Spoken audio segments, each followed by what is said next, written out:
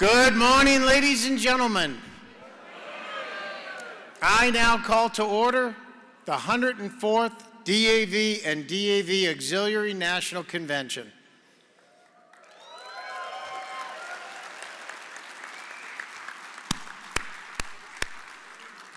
I'm honored to invite National Adjutant Barry Jesenowski to read the call to convention.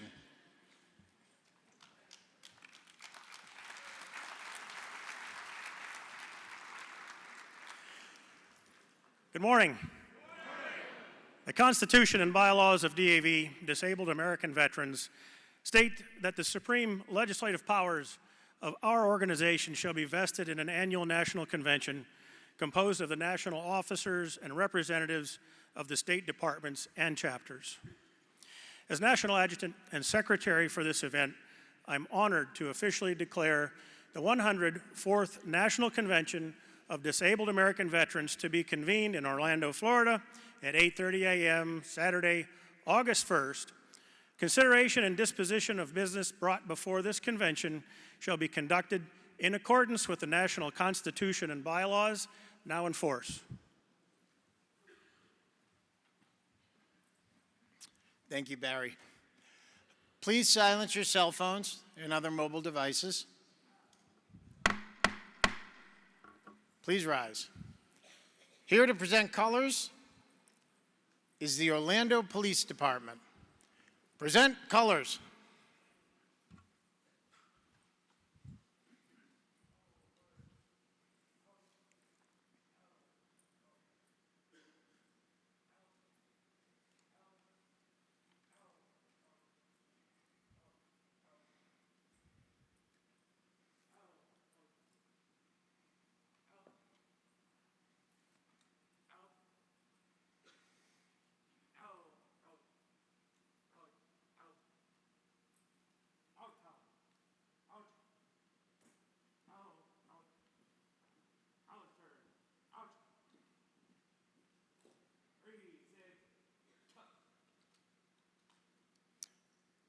Ladies and gentlemen, here to perform our national anthem is Tess King.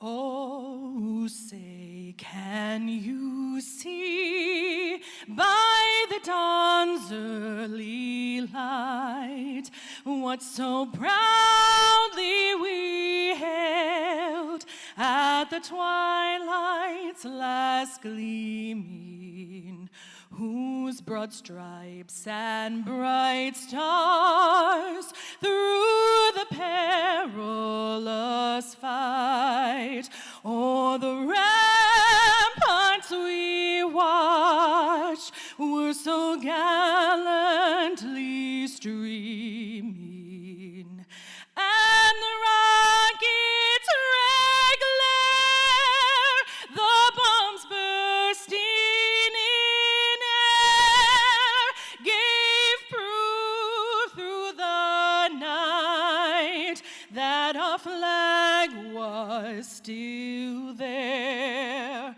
Oh, say, does that star-spangled banner yet wave o'er the land of the free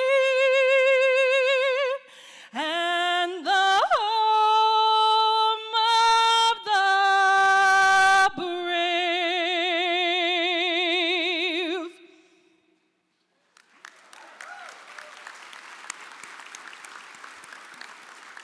Thank you, Tess. Ladies and gentlemen, Tess is a military spouse and choir instructor with the Armed Services Arts Partnership, better known as ASAP, a DAV Charitable Service Trust grant recipient.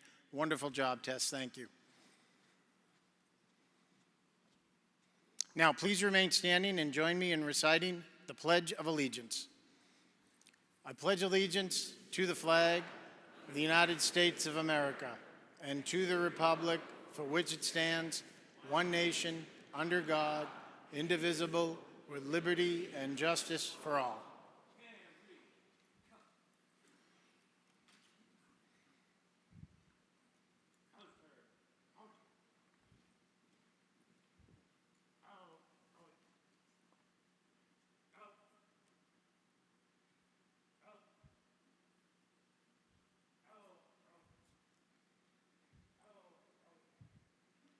Ladies and gentlemen, please join me in thanking the Orlando Police Department for getting our 104th National Convention started the right way.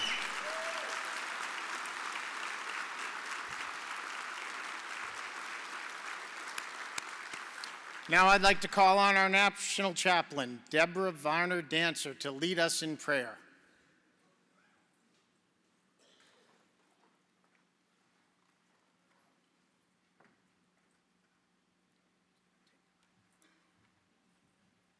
Good morning. Let us pray. Almighty God, we truly thank you for this day and allowing us, as we enter into this great conference, being mindful, always listening before we speak, as we give you thanks for your grace that abounds so much within us. As we go forth in this conference, not only to be mindful, our purpose and our reason for being here, but find and meet others and greet to encourage and empower them as we go along. Thank you for your grace and your mercy as we send it abroad from heart to heart. These are all things we ask and receive, and the people said, amen.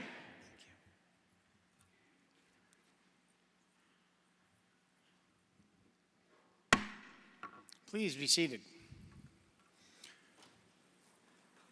Ladies and gentlemen, it is my pleasure to introduce the 2026 National Convention Chairwoman, Regina Johnson.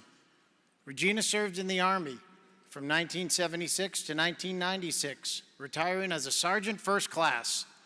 She then joined DAV's ranks and has held numerous leadership positions since, including her current position as Senior Vice Commander of Chapter 16, located right here in beautiful Orlando. Please welcome Regina Johnson to the stage.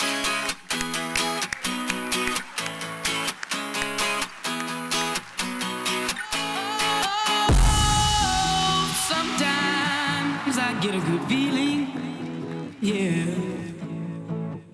I get a feeling that I never had before. No, I get a good feeling, yeah. Oh, sometimes. The theme park of capital of the world. On behalf of Orlando-owned Chapter 16, it's my honor and welcome all of you to our beautiful city and to the 104th DAV and National Convention. Before we start, let's see who is here today. If you're a veteran, let me hear you. Now, let me hear from our women veterans. And we're our amazing DAV Auxiliary. Let's hear the Auxiliary pride. Now look around this room. Veterans, spouses, family members, caregivers, and supporters. We come from every corner of this country and from all walks of life. But this week, we're one of DAV family. I know many of you have already stated making plans. Maybe you're headed to Walt Disney World, University Orlando, SeaWorld, or Legoland, or maybe you're just looking for a great restaurant and a chance to relax, and after a full day of meeting. Whatever's on your list, I hope you get to enjoy some of what make Orlando such a special place. And if you happen to get turned around inside the Rosen Shingle Creek this week, don't worry. This place is almost big enough to qualify as Orlando's newest theme park. But while Orlando is famous for bringing families together to make memories, this week, where the DAV family comes together. Before we celebrate together, let's take a moment to recognize the story that began long before any of us arrived. I want to make my Native American grandmother proud. We honor together its week on the traditional homeland of 5 American Native tribes, including the Seminole and the Mississauga tribe of Florida. As veterans, we understand what service and sacrifice means. That's why it's important to recognize that Native communities who have called this land home for us generations, and to honor the Native American who answer our nation call. As DAV expand our outreach to Native American veterans, we commit to building stronger relationship, listening, learning, and ensuring Native veterans receive the care, respect, the support they earn. If you have a little free time while you're here, I encourage you to visit the American Heritage Gallery at the Epcot of the Ancient American Collection at the Orlando Museum of Art. They're wonderful reminders that every generation leaves something behind for the next. I think what the DAV is all about. We honor those who came before us. We serve those who are in us too. And we do everything we can to leave a stronger future for the veterans who come after us. That's exactly what DAV has meant to me. For nearly 30 years, a DAV hasn't just been an organization I belong to. It's been my family. I have retired as a Sergeant First Class in the United States Army, like so many veterans. I found myself, thank you.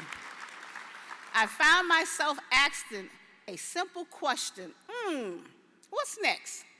Leaving the military can be exciting. It can also be uncertain. For so many of us, our identity has been wrapped up serving others. Then one day, everything changed. I was introduced to a DAV by a fellow veteran named James Ward. He was serving at the VA Transitions Office. He welcomed me on board. He didn't just hand me a membership application. He welcomed me into a family. James helped me become a chapter service officer, and before long, I was volunteering at the Baltimore VA Medical Center where I lived. He showed me that taking off the uniform didn't mean my service was over.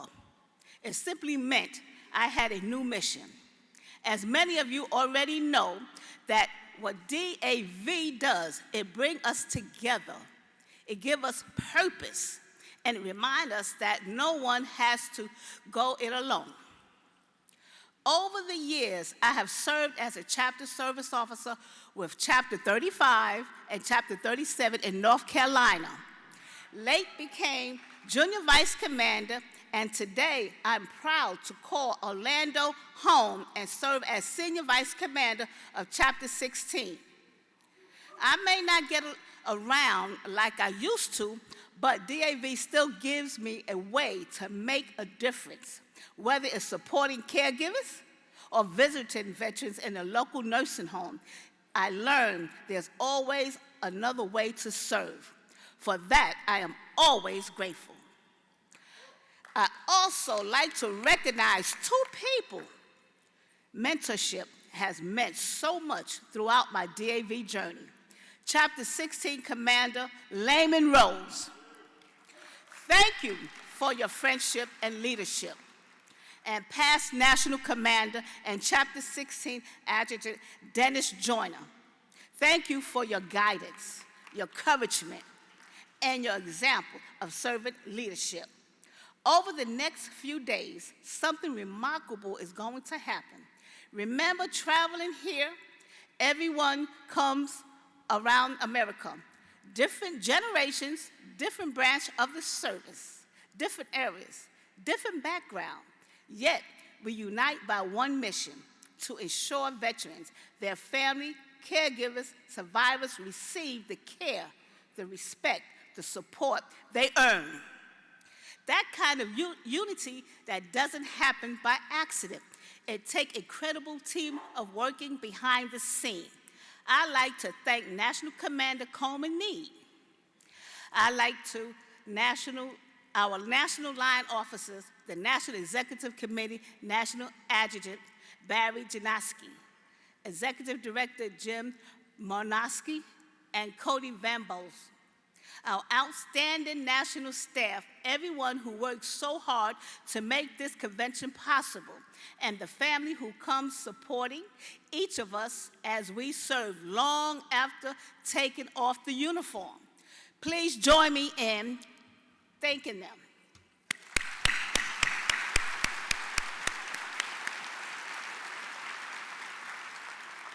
As exciting as this week will be, the real impact of this convention won't be measured by what happens inside these meeting rooms.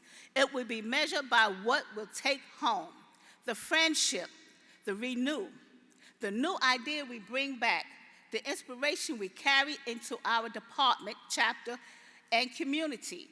That's where the real work and the real impact begins. So over the next several days, reconnect with old friends, make some new ones, learn something that inspires you.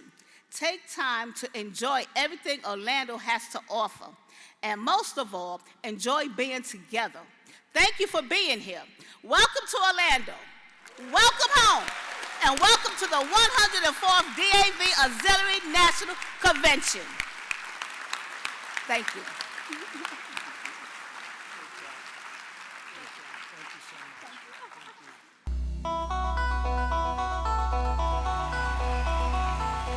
And now, your DAV auxiliary staff and national officers.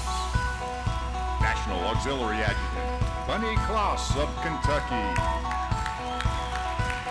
National Chaplain Austin Blanton of Arkansas. Judge Advocate Paula Raymond of Illinois. 4th Junior Vice Commander Ann Wilner of South Carolina. 3rd Junior Vice Commander Kim Stake of Arkansas. 2nd Junior Vice Commander Carolyn F. Harris of Alabama. 1st Junior Vice Commander Terry Grabowski of New York. Senior Vice Commander Kathleen Wenthy of Louisiana.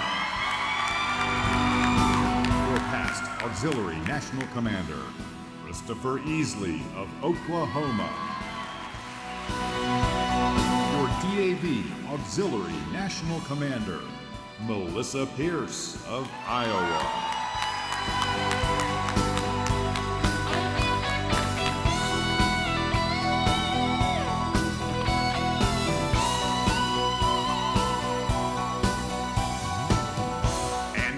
Your DAV National Officers. Hailing from Birmingham, Alabama, our National Chaplain, Deborah Varner Dancer. The pride of Grand Forks, North Dakota, our National Judge Advocate, Mike Dobmeyer. Your 4th Junior Vice Commander from Kenna, West Virginia, Adam Greathouse. Your 3rd Junior Vice Commander from Tierra Verde, Florida, Brenda Reed. Your 2nd Junior Vice Commander from Sierra Vista, Arizona, Glenn Homan. Your 1st Junior Vice Commander from Bolivia, North Carolina, Jim Procunior. And finally, welcome to the stage, your Senior Vice Commander from Conway, Arkansas, John Donovan.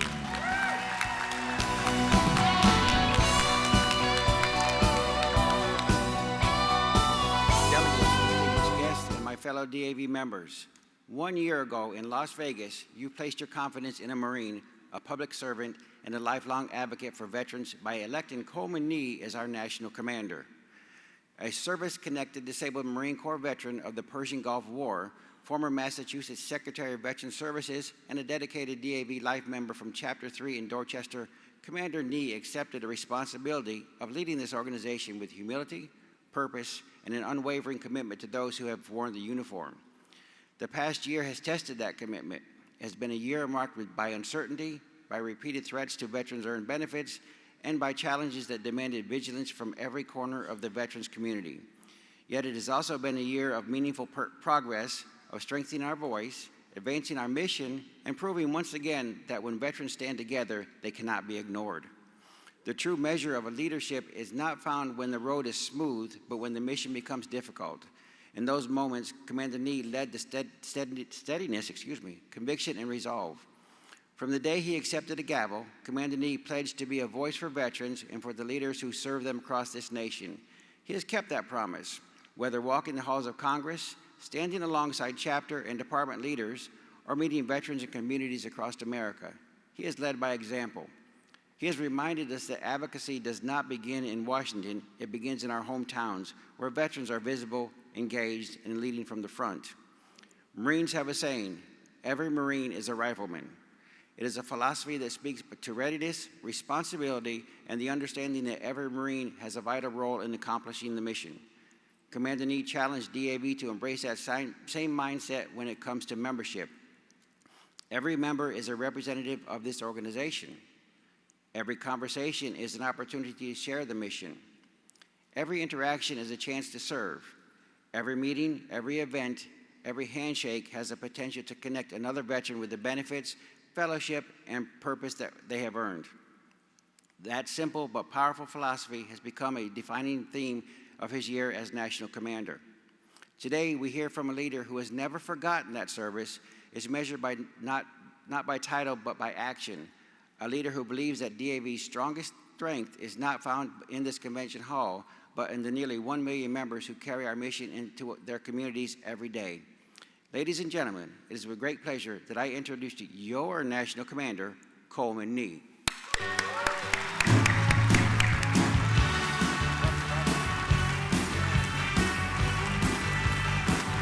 Thank you.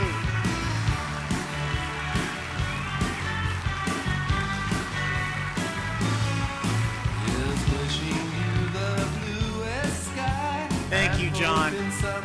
Good morning and welcome to Orlando. I'd like to open my remarks today with a thought I closed on the convention stage last year.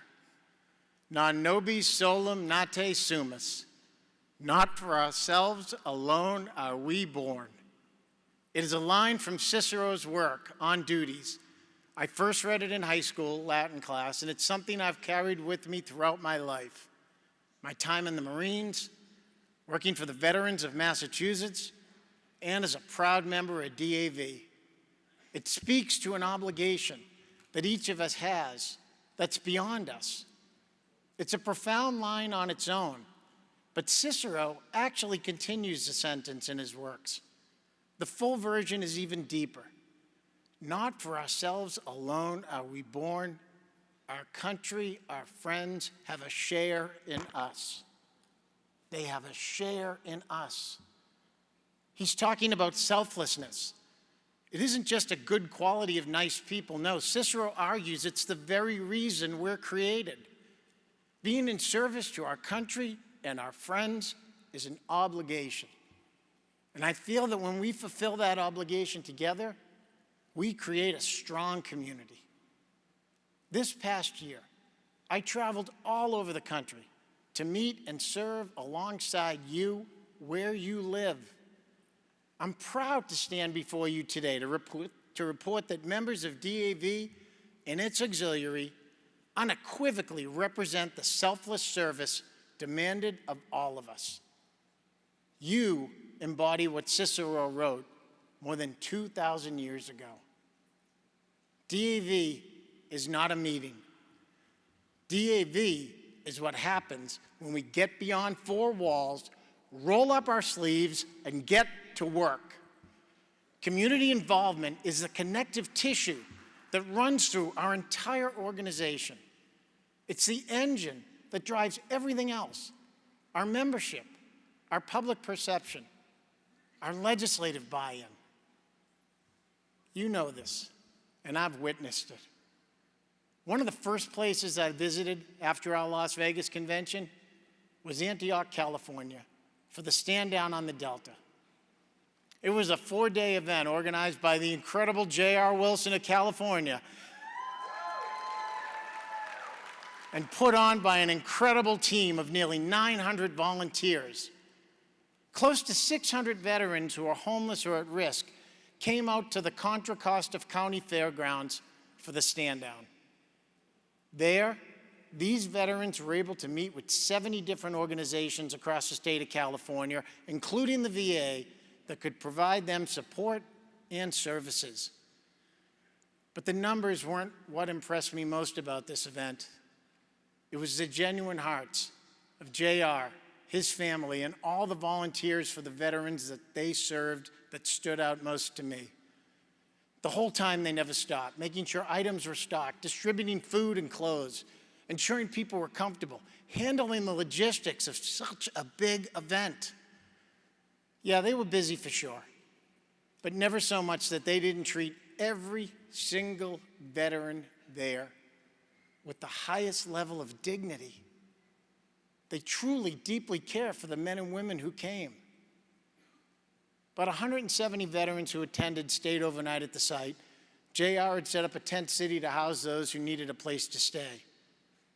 I stayed with them, and camping with them was the highlight of my trip.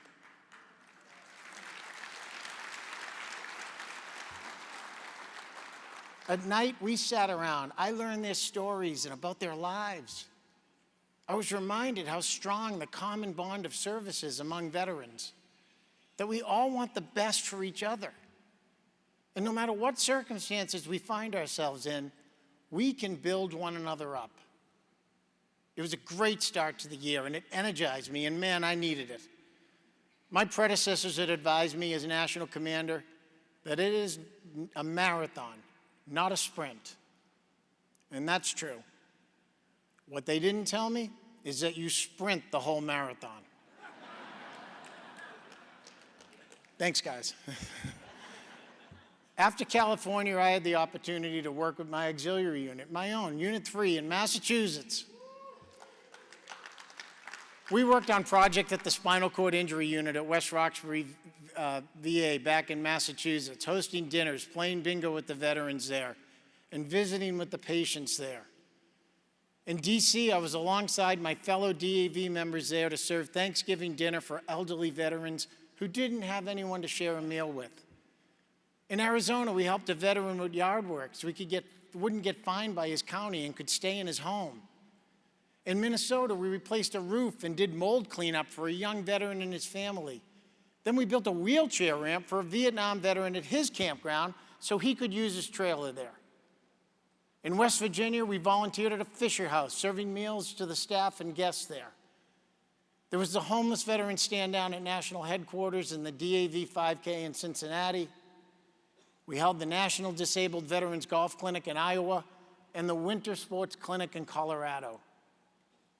Each one of these events showcased the great work of our DAV and auxiliary members and all of our volunteers. And they're just a small example of what you do as DAV every day. Whether it's at our VAs, or with our transportation network, or for veterans in our communities. You may have already heard, but this past year, for the first time ever, DAV volunteers surpassed the 3 million hour mark for our local volunteer assistance program. It is an incredible accomplishment on your part, and you all should be incredibly proud.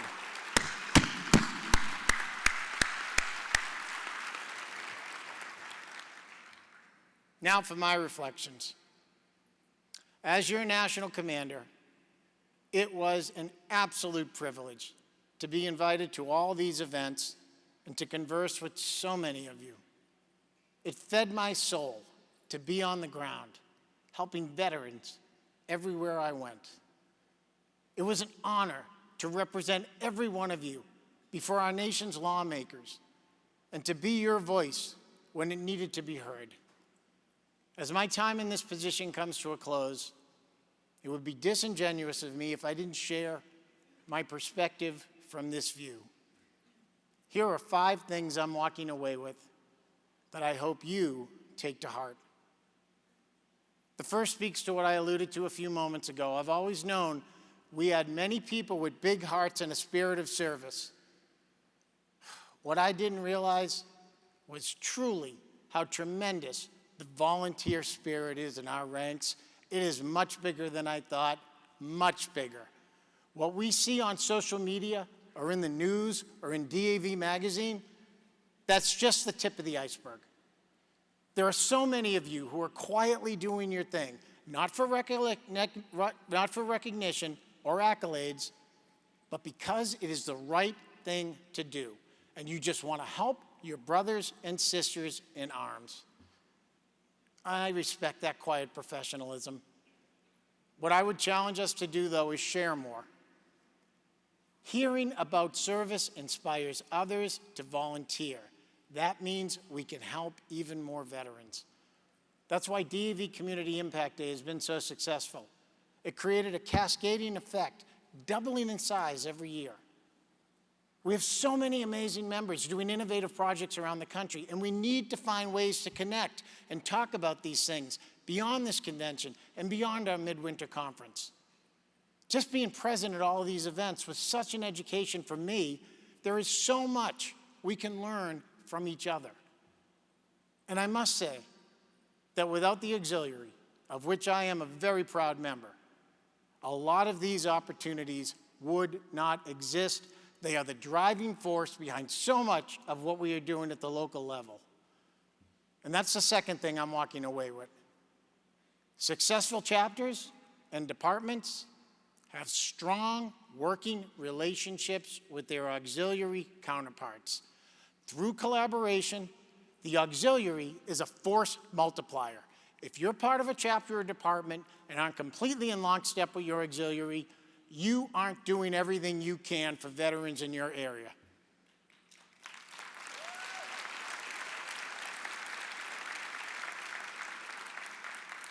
The third thing I want to leave you with is what I said earlier and what I've said in every state I visited. DAV is not a meeting. A meeting is an administrative function, not an experience. If all you do is go to one meeting a month and to a convention, you're missing 95% of the point of this organization. Hey, give us $325 and we'll let you go to 13 meetings a year. I'll give you $325 to not have to go to 13 meetings a year. A veteran's first time seeing DAV shouldn't be witnessing 2 guys fighting over a bylaw change. It should be out in our community getting their hands dirty. Create more volunteer opportunities, continue to be present, invigorate others to serve. Here's a challenge for you. Have every chapter and every department host a volunteer event once a quarter.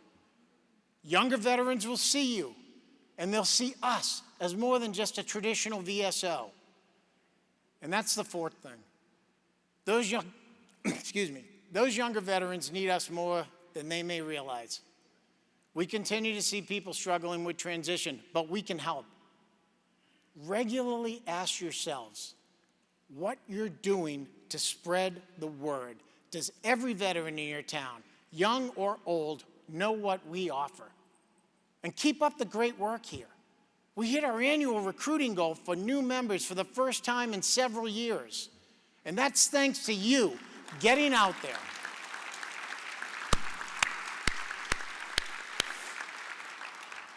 DAV offers so many programs and services, connecting them with their earned VA benefits, employment services, caregiver support, disaster relief, homeless initiatives, mental health support, adaptive sports, legislative advocacy, so much more.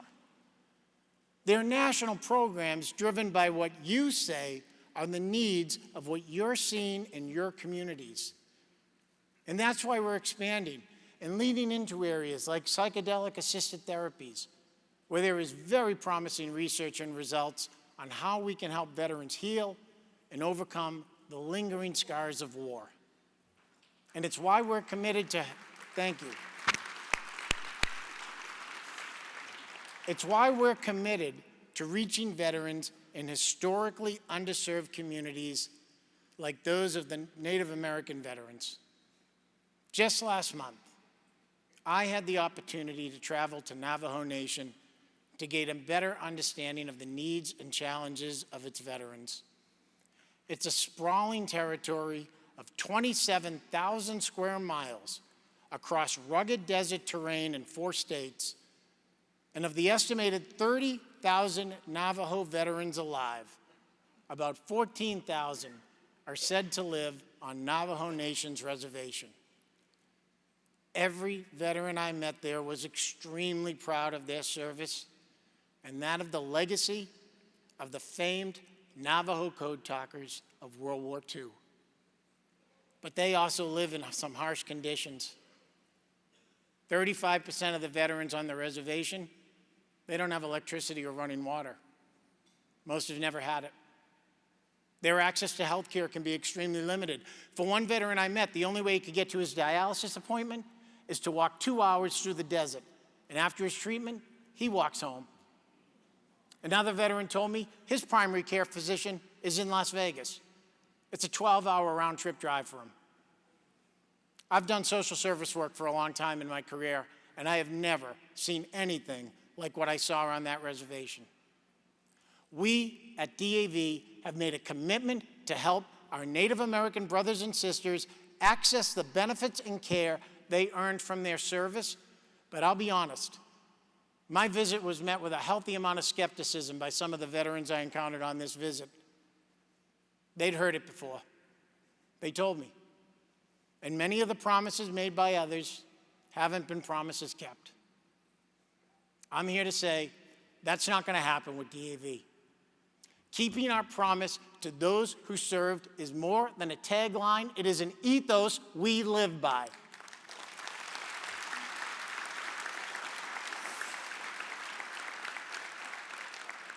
And the incredible people doing that work out there, including my good friend and line mate, Glenn Holman, Ron Hagee and Carl Faulkner from the Department of Arizona, they're proving that. Since March, they've been going out to Navajo Nation to help file claims with veterans. I got to watch them in action. And for an entire day, veterans from around the reservation came to them, more than 40 in total on this day. Glenn and Rod spent time with each person, going over medical records and processing intents to file. The first veteran we did a claim for that morning, he'd worked with DAV before. He got up. He addressed the group. He spoke in Navajo to the other veterans there. I talked with him later, and he said that he told the others about his rejected VA claims in the past, and that when DAV came, we made good on our promise to help. We helped him refile his claim from his service in Vietnam, got him a rating, and changed his life.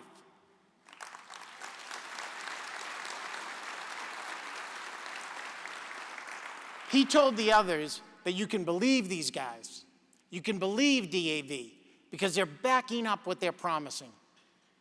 We will not break our promise to the Navajo or to any Native American veteran. We stand alongside each of you and alongside all veterans who have been forever changed by their service.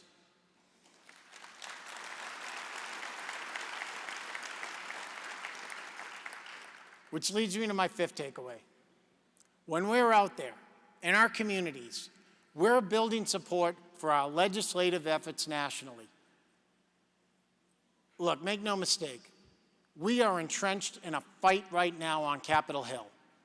Our earned benefits are being threatened by the Take Care of America Veterans Act. It's a bill packed with great priorities, including the Major Richard Starr Act, but Congress laced it with the poison pill of PAYGO, a self-imposed requirement to pay for any new benefit by reducing others.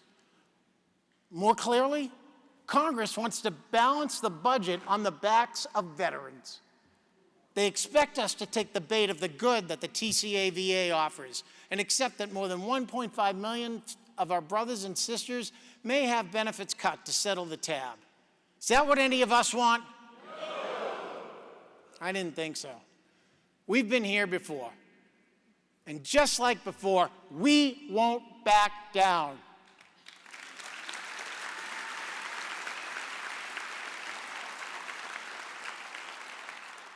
The reason Congress will lose this fight is because we're not anonymous. We're everywhere. And everywhere we've built trust. Those communities where we live and work is a place that will pick up the phone and fight alongside us when we ask. The work we do for veterans, their families, caregivers, and survivors only happens when we work together. We're effective when we play to each other's strengths and abilities, when we are not for ourselves, when we are for our country, when we are for our friends. I saw this selflessness on full display at both the Winter Sports Clinic and the Golf Clinic. Those clinics' activities are what brought veterans out. But I'll be honest, skiing and golf isn't where I witnessed the most healing. The healing happened in the interactions. And when the veterans started sharing their stories with each other about life after illness, injury, and transition, the bonds that tie us together were so clearly visible. They showed me the incredible capacity humans have to adapt and overcome. When we are in it together, when we interact with each other, when we break bread and do hard things and serve together, that is when we are strongest. If we lead into all of that, we are going to have some incredible accomplishments in the coming year and beyond. Now, this year has flown by, and as I approach the finish line of my marathon-long sprint, it has been the highlight of my life to be at the helm of this great organization and to represent each and every one of you. Now, in closing, I do have some people I'd like to thank. This is not necessarily in priority, except for the first one. We say many times when you're in the military, service members don't serve, families serve. And the same carries through in the veterans community. Veteran advocates don't serve, their families serve.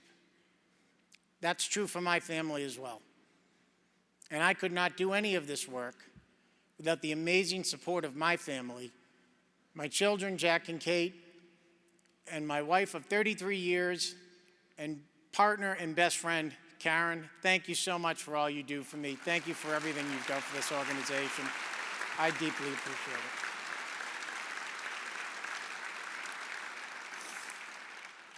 We also have some incredible leaders in this organization.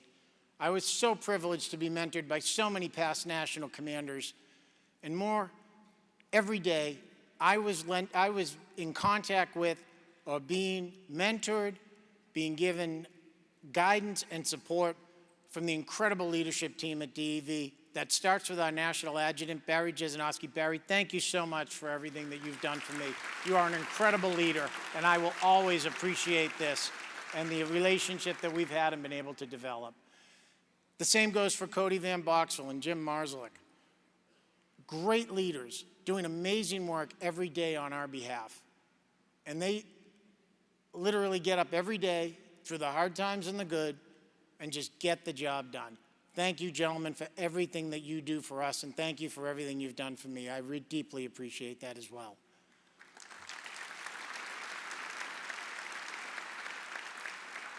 And finally, I've been to a lot of great departments. I have to say, I've seen so much of what's being done there throughout the entire nation. And I've seen it mostly through the lens of my teammates and my fellow line officers. I cannot thank all of you enough for all of your dedication and support. Mike, Deborah, Adam, Brenda, Glenn, Jim, and my good friend John Donovan, who I just had the privilege to spend 3 days with in Arkansas, who did an amazing job doing outreach. You guys are the GOAT of line officers, and honestly, it could not be more of a privilege or more of a comfort to know that I had all of you by my side this entire ride. Thank you so much for all you do for this organization.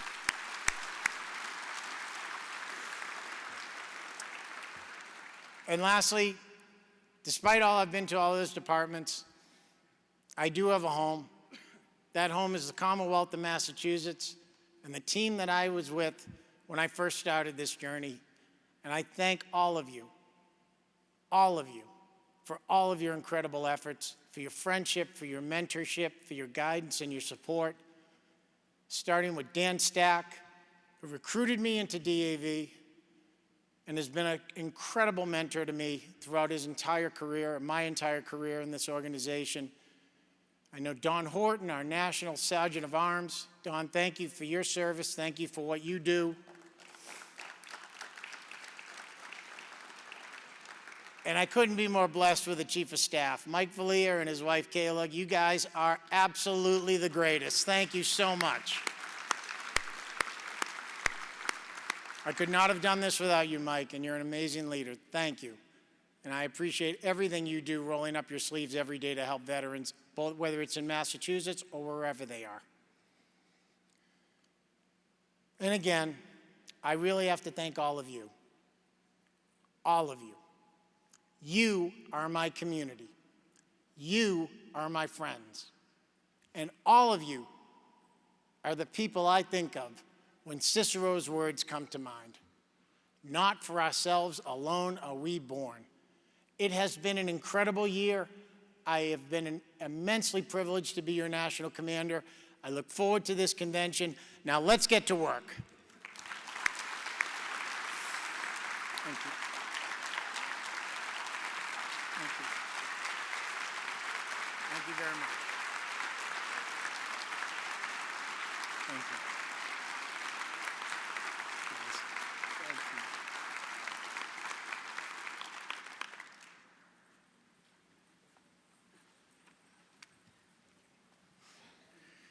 Commander, thank you for your mentorship, your generosity, and for setting the high bar for leaders to come.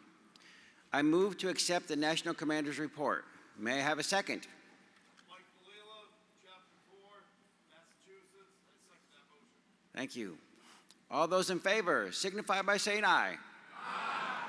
Opposed? So ordered.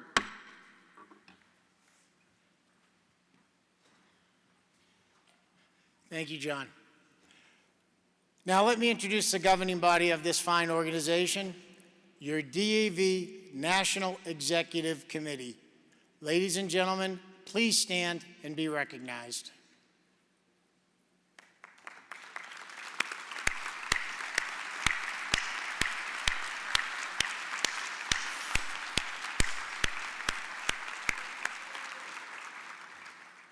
And now I ask that the Auxiliary National Executive Committee to please stand and be recognized as well.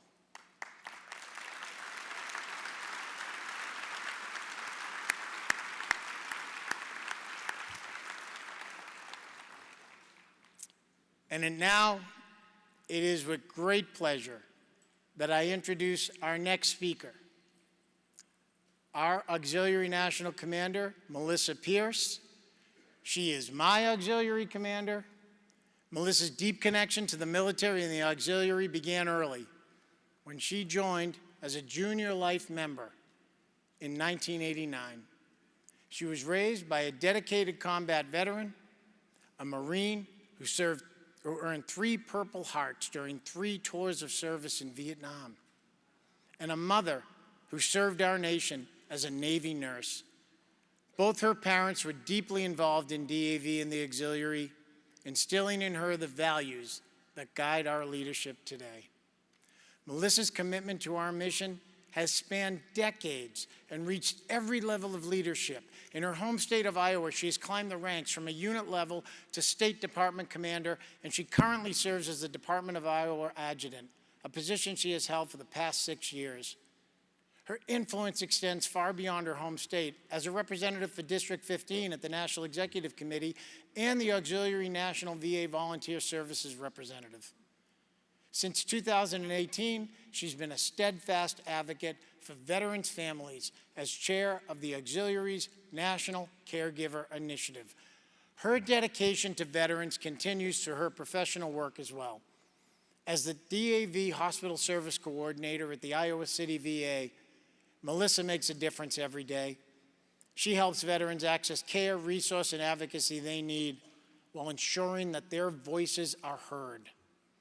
Supported by her husband, Dan, and their children, Danielle and Justin, who are all proud auxiliary members themselves, Melissa takes the stage with a clear focus on serving with intention and carrying DAV's century-old flame of service into the future. Ladies and gentlemen, your DAV Auxiliary National Commander, Melissa Pierce.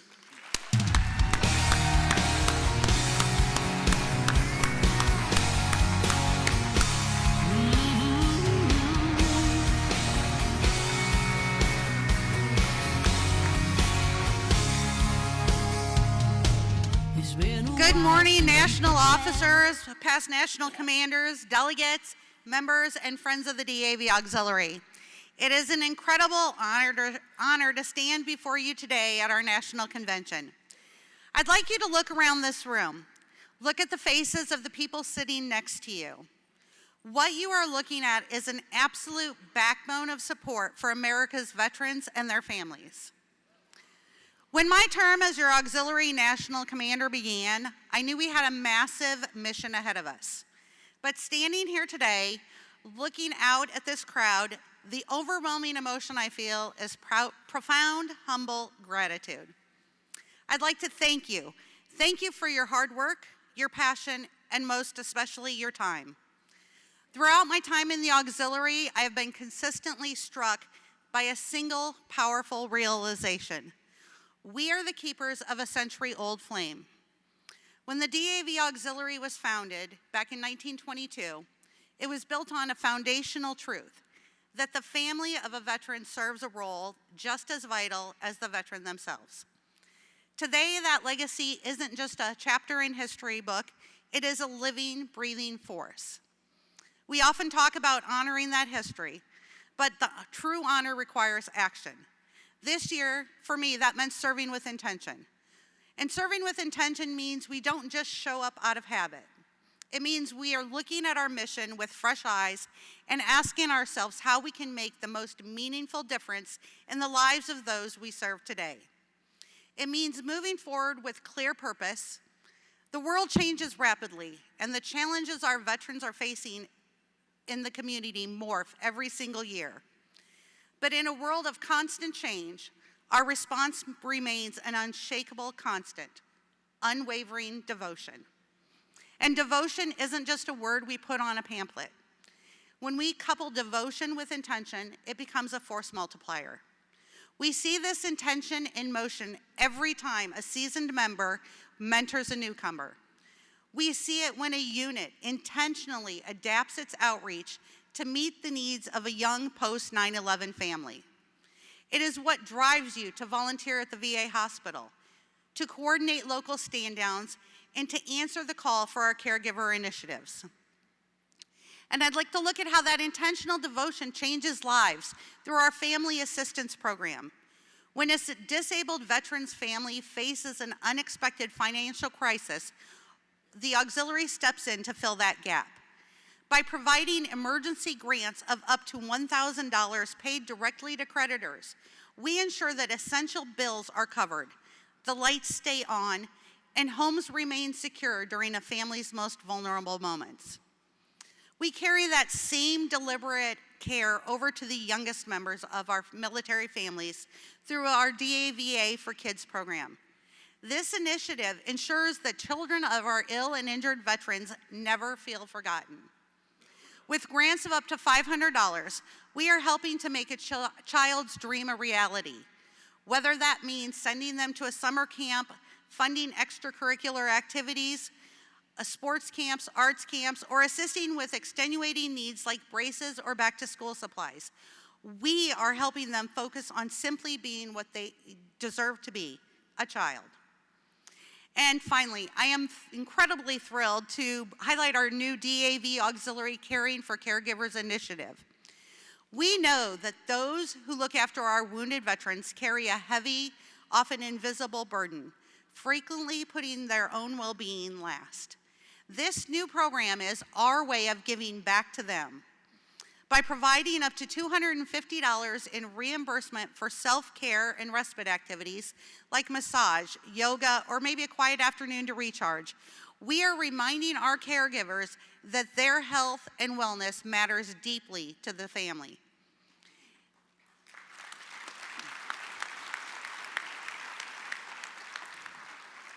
In an era where many families feel isolated, the auxiliary offers something rare, a place where the words, "I understand," never need to be explained. I am also incredibly proud of how we are fostering that intentional service in our junior auxiliary members. They are learning right now what it means to serve a cause greater than oneself, ensuring a century-old flame keeps burning bright. As we celebrate our victories this week, let's remember that a legacy is only as strong as the people carrying it. Our mission is too important to keep to ourselves. When we return to our departments and our units, let's reach out, invite others in, and show them that the DAV Auxiliary isn't just an organization, it's a family. To the members of the DAV Auxiliary, you are the heart, the soul, and the hands of this organization. Serving as your national commander has been the privilege of a lifetime. I'd like to thank you for your unwavering devotion. Thank you for serving with intention and keeping the promise. May God bless our veterans, their families, and the DAV Auxiliary.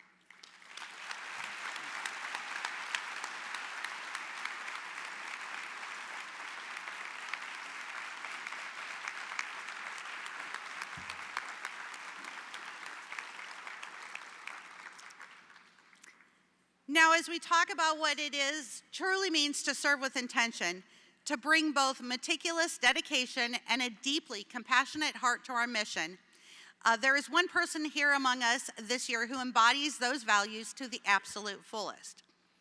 The 2026 DAV Auxiliary Member of the Year is Patty Corpus of Mission, Texas. Patty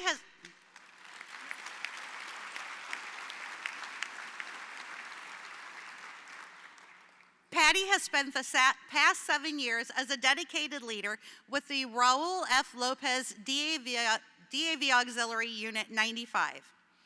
After a remarkable 40-year career as an educator, teacher, administrator, supervisor, and counselor, Patty didn't slow down in her retirement.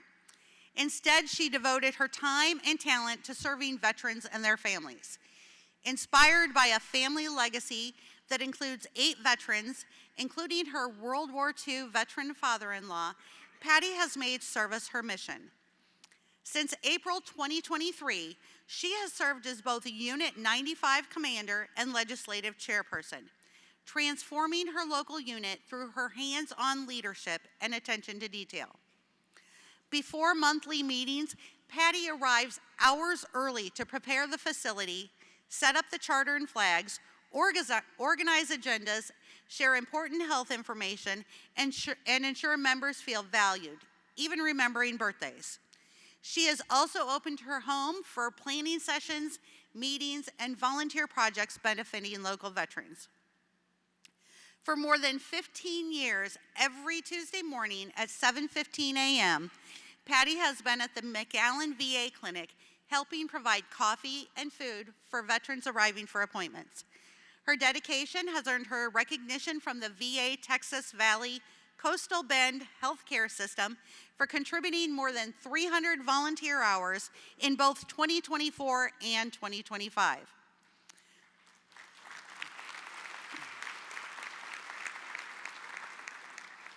Whether she's coordinating food, clothing, and hygiene items for homeless and hospitalized veterans, or advocating directly with state lawmakers on veteran issues, Patty leads from the front.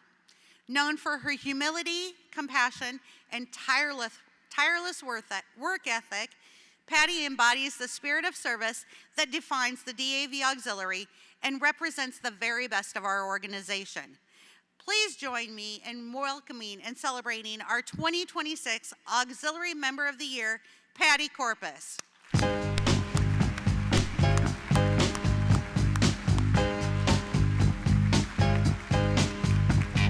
Sometimes I'm right and I can be wrong.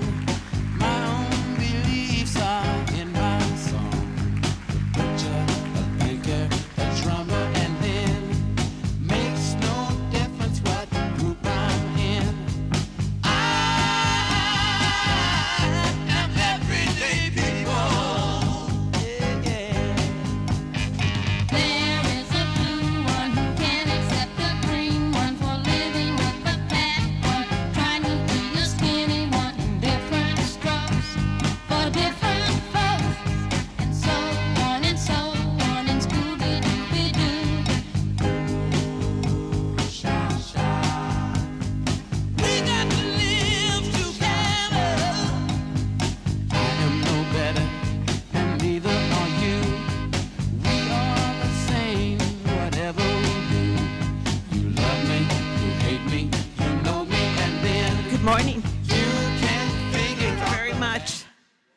I'm a little emotional right now.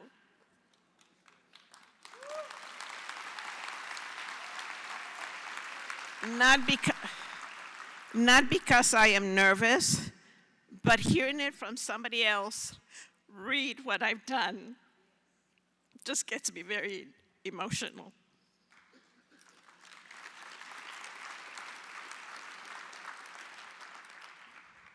I am very proud and honored to receive the award. This beautiful award, something that I will truly and surely value forever. I am a very proud DAVA member as well as the commander of my unit. I want to make sure that what I do is done right, but most importantly, my passion is veterans. Being there for you, helping you, talking to your families, helping your families. That to me is everything. And I am so proud to be a member of that DAVA organization, auxiliary. I want to share my award with all the DAV auxiliaries. Thank you for your hard work, for your commitment to the organization, and your loyalty to our veterans. I am very, very proud of my unit, Raul F. Lopez, Unit 95 of McAllen, Texas, in the lower Rio Grande Valley. They work so hard, and I am very proud of each and every one of my members. To each and every one of you veterans here today, men and women, those that continue to defend our country, and those that gave the ultimate sacrifice, thank you. Because of you, we enjoy so many, many freedoms, and that sometimes we take for granted. Thank you for your service. Thank you for your sacrifices. And thank you for everything you do for our country. I am very honored to be here in front of you. And I just want to thank our DAV commander. And our national DAVA commander. I read their newsletters. I keep up with what he does for veterans, and I'm very proud, sir, and may you continue, and as well as all the other officers. And Melissa, I told her that I read all her email, her newsletters. I'm just very proud. Thank you so much for allowing me to be here. I will continue to do the best that I can as a DAVA member and officer, and I'm just very proud to come from a family of veterans. And most importantly, last but not least, my outstanding husband of 44 years, and I don't know where he's at. Right there.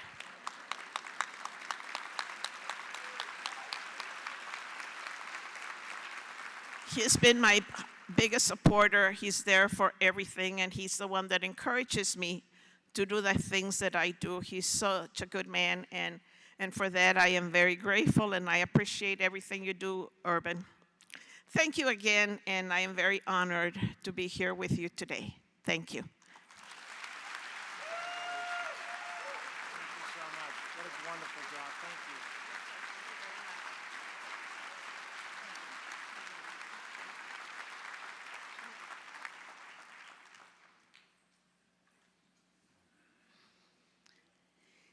Thank you, Patty, and thank you, Commander Nee, for your leadership. It has been an honor and privilege to work with you throughout this remarkable year of service and advocacy for the men and women who have served our great nation. I'd like to thank all of you again for everything you do. Thank you.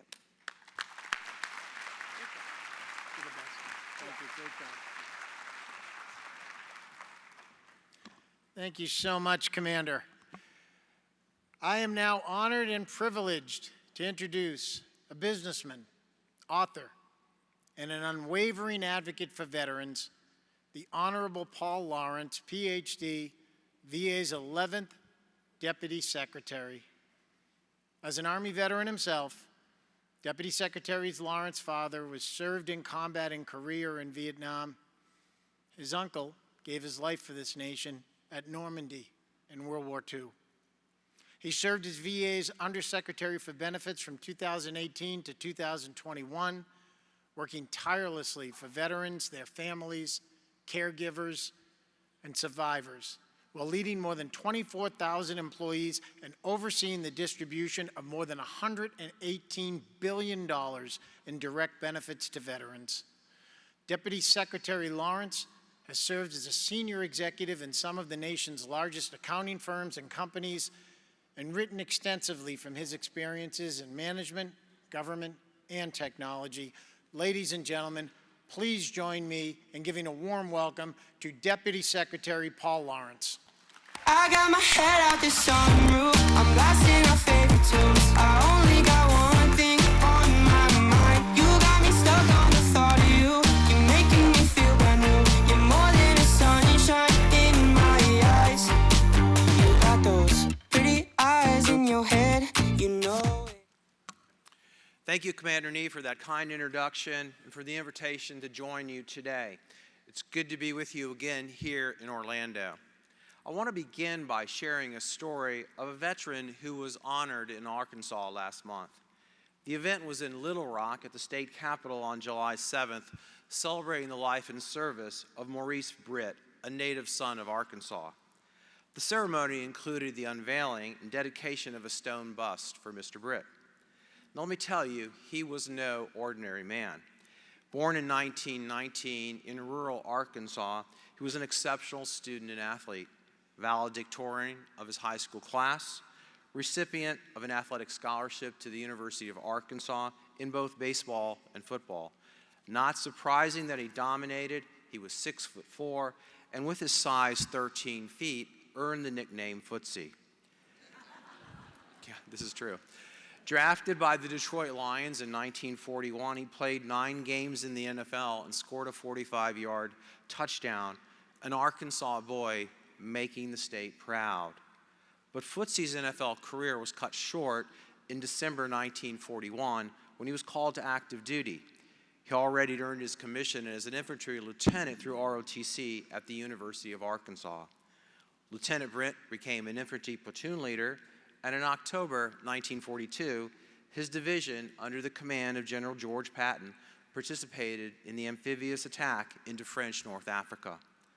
This was only the first of 3 amphibious assaults he would participate in during the war, also going ashore in Sicily in 43 and Anzio in 44.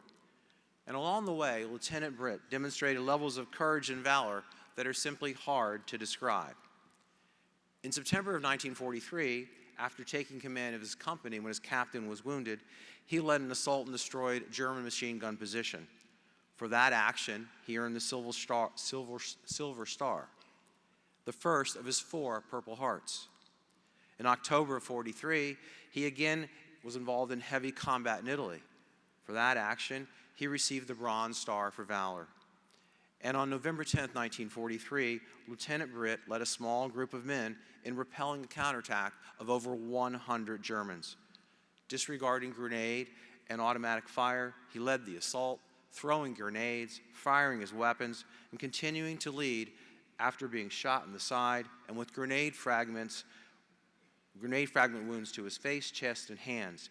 He refused medical attention until ordered by his battalion commander after the battle. For that action, Lieutenant Britt received the Medal of Honor, as well as a battlefield promotion to captain. Recovering from his injuries, Captain Britt continued to display incredible courage. In early January 20, 1944, he called mortar and artillery fire into German positions, contributing to the destruction of enemy machine guns at Anzio. For this action, Captain Britt received the Distinguished Service Cross, but he was severely injured, losing his right arm at the elbow, fracturing a leg, and receiving almost 50 wounds from a German tank shell explosion. These injuries ended Captain Britt's combat service, and it established him as the first American infantryman of World War II to earn all 4 of our nation's highest awards for valor: the Bronze Star with V, Silver Star, DSC, and Medal of Honor. His war was over, but his life of service was not.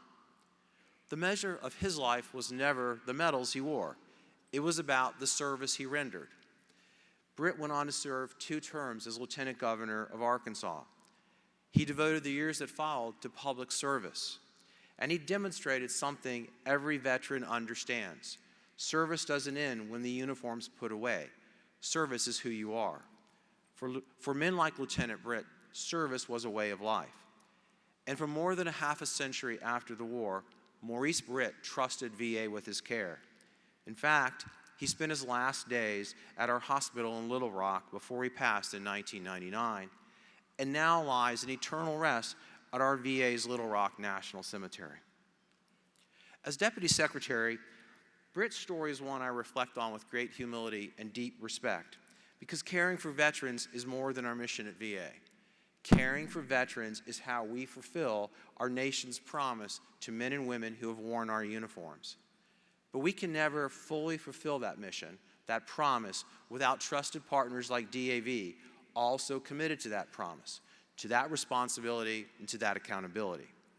And that's why we partner with you to run remarkable events like the Winter Sports Clinic. There's no better example of what DAV is about than that event, the Miracle on the Mountain, empowering disabled veterans to lead high-quality lives with respect and dignity. And that's one of the reasons I was honored to talk to your leadership in Washington, D.C. at the Midwinter Conference in February. At that conference, I talked about some of VA's most significant accomplishments under President Trump's and Secretary Collins' leadership. Today, I want to update you all on some of these accomplishments and tell you about the progress we've made since then. So let's start with the Veterans Benefits Administration. We have significantly improved the processing of disability compensation. In February, I reported that we had reduced the backlog of claims by more than 60% since January of 2025. As of today, that reduction is closer to 75%, and the backlog stands at just under 72,000, the lowest it's been since 2020. And there's more good news. This year, VBA completed its 1 millionth claim faster than ever before, hitting that milestone on the 2nd of February, just 4 months into the fiscal year. And that's not all. Today, on average, disability compensation claims are done in less than 77 days. Again, the fastest rate ever. Now, some of you might be thinking we're denying more claims to clear the numbers, and that's just not true. We're maintaining consistent quality and appeals numbers. VBA is also modernizing disability compensation exam process, focusing on determining if we already have enough evidence in the file to rate a claim, or maybe just need a quick phone call instead of another exam. This will help us speed up process and further decrease your wait times. More to follow on this important initiative. And we know that simplification is key. So on July 15th, VBA announced it was proposing to cut the disability compensation application from 15 to 5 pages and the DIC application from 20 to just 7. You can expect to see these shorter applications in December, making it easier for you and your family to apply for benefits. So let me shift to VHA, healthcare. I'm happy to report that we're making great strides in providing you with health care across the nation. Back in February, I talked to you, I had pointed out that we had offered veterans almost 2 million medical appointments outside normal business hours, early mornings, evenings, and weekends, appointments to give veterans more convenient care. Now that total stands at over 3 million appointments outside regular business hours. Back in February, I told your leaders we had opened 33 new healthcare facilities, and that number was growing. Now that number is 40, and it will continue to grow. In February, I told your leaders that we were rolling out our new electronic health record. Now it's here, and we're executing on our deployment schedule. In April, we went live at 4 sites in Michigan: Ann Arbor, Battle Creek, Saginaw, and Detroit.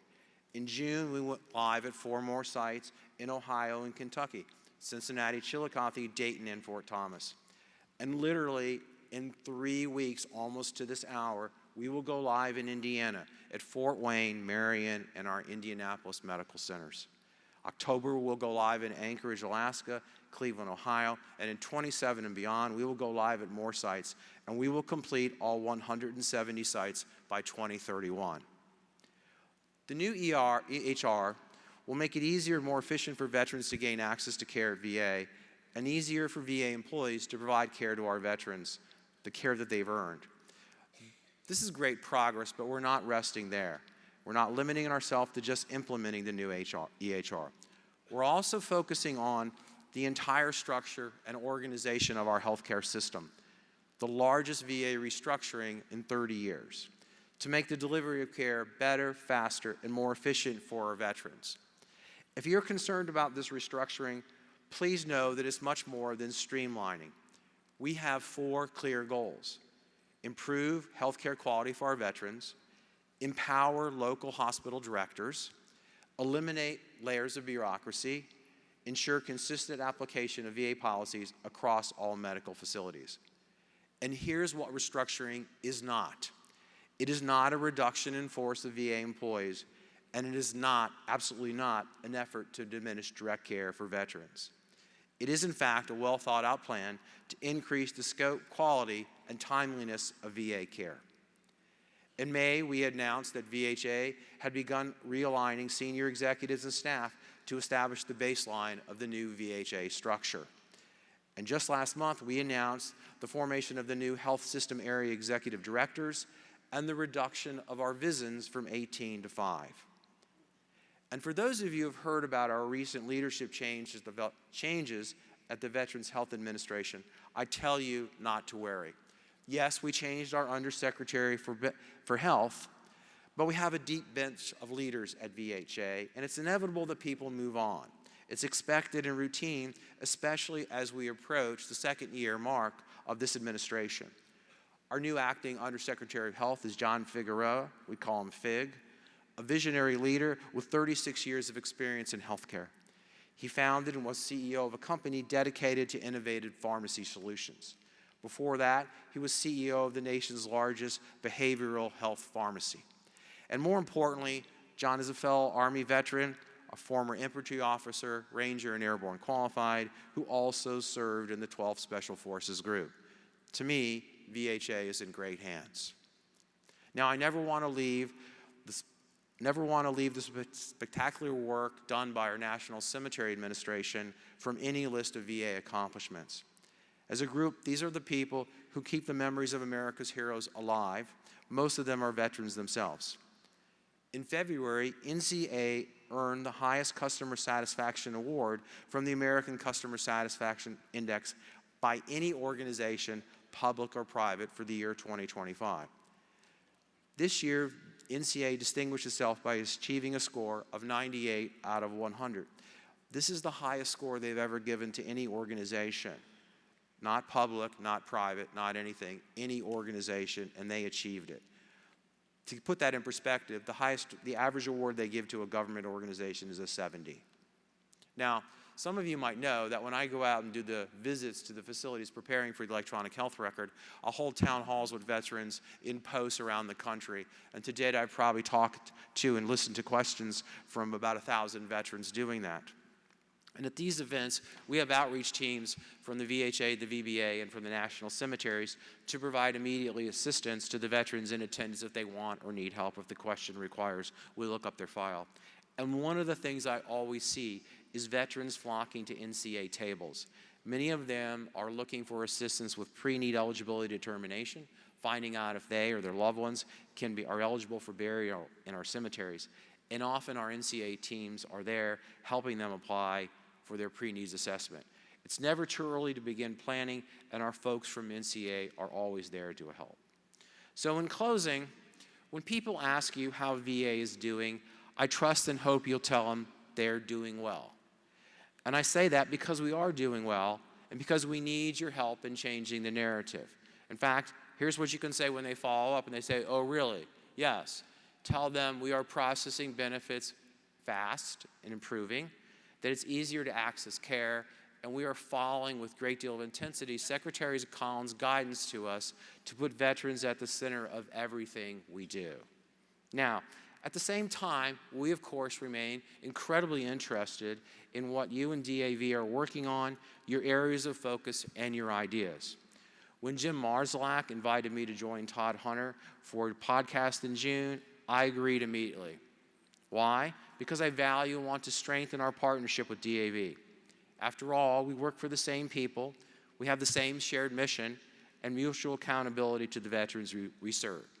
So today I want to continue to ask for your help. First, help us connect with more veterans. I'm talking about those veterans who have never enrolled in VA for care or applied for their benefits. Encourage them to come see us. And I'm also talking about those veterans who have tried us but might have had a bad experience and gave up. Encourage them to give us a second chance. And you know, we're getting ready to remember the 25th anniversary of 9/11, a tragic event that seems so fresh in the minds of so many of us. But all of us need to remember that the young men and women who joined our military in the aftermath of that event are now in their 40s, even reaching their 50s. This is hard to imagine for old guys like some of us, but it's true. This is the generation of soldiers, sailors, airmen, and Marines who bore the heavy burdens of the long years of duty in Afghanistan and Iraq. Now is the time for them to plan for their future, to help them get the care and benefits so that they and their family get them when they need them, to stand by them the way they stood by all of us. And your extraordinary service officers are the ones who get these veterans connected to VA. So my second request would be, let me ask you, please, please, please, thank your veteran service officers and increase their numbers if you can.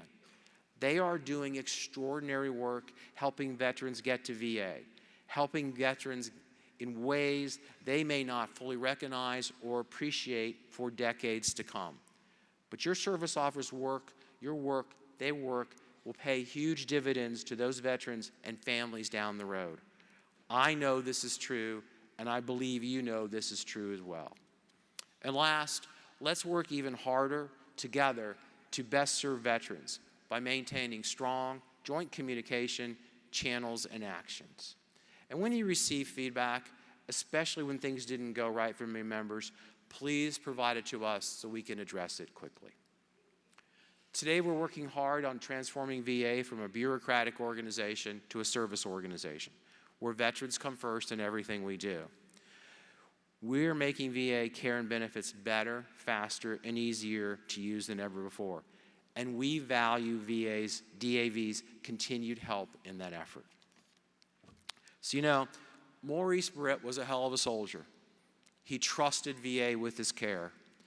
We hope that DA members will know they can place the same trust in us because we work very, very hard to be worthy of it. So I hope you have a great convention. May God bless the DAV and its members. May He continue to bless our veterans and the families. And may God continue to bless the United States of America. Thank you for having me.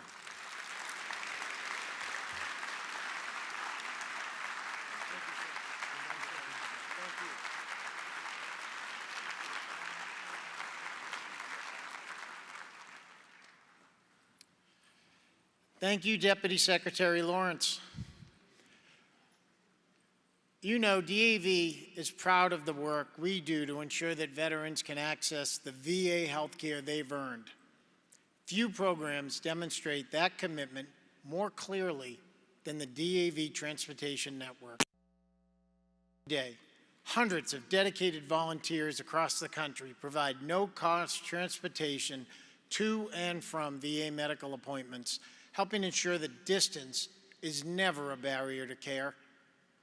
Thanks to their service, hundreds of thousands of ill and injured veterans receive the treatment they need each year. Since 1987, DAV headquarters, chapters, departments, the National Service Foundation, and Columbia Trust have purchased 3,909 vehicles at a cost of more than $97 million. It is an extraordinary investment in our mission and in the veterans we serve.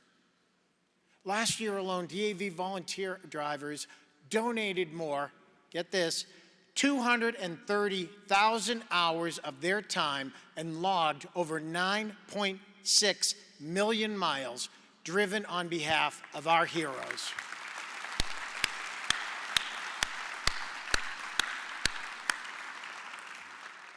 And we are especially grateful for the longtime partners who help us make this program possible.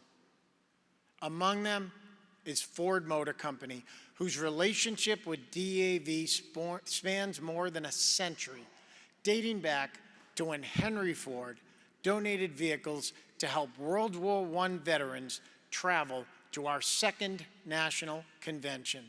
Today, that shared commitment to serving veterans remains as strong as ever. And now it is my pleasure to bring to the stage Coyle Render from the Ford Motor Company. I'm a Ford truck man, that's all I trade. I ain't got no boundaries, I don't compromise. I'd rather walk 10 miles than be down on my luck than ride around the block in another kind of pickup truck. If you see me on the highway in a left-hand lane, lost on a back road in a driving rain, up past the timberline where the ride gets rough, ain't no doubt my king of the mountain. Convention. On behalf of Ford Motor Company, I want to extend my deepest gratitude for the opportunity to stand among the brave men and women who have served our nation with honor, courage, and unwavering dedication. My name is Coyle Render, and I'm a veteran of the United States Marine Corps. And currently, I work at Ford Pro, where I'm the Strategy and Transformation Manager. I also serve as the Community Pillar Lead of our Veterans Employee Resource Group, which has been incredibly rewarding, allowing me to bridge the gap between corporate resources and meaningful veteran support. I've been fortunate to spend over 11 years at Ford and could not be more excited of this 100-plus year partnership that has been built between the DAV and Ford Motor Company. That partnership continues to show up in meaningful ways, including most recently aboard the USS Midway in San Diego, where DAV members from California joined veterans, military families, and senior military leaders for a Proud to Honor event celebrating service and sacrifice.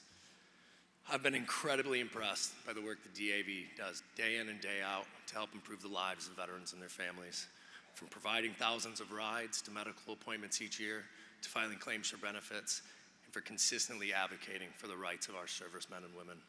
Your work is so important. The world is in the midst of a transformation in the auto industry, including emerging technologies, electrification, autonomy, and AI.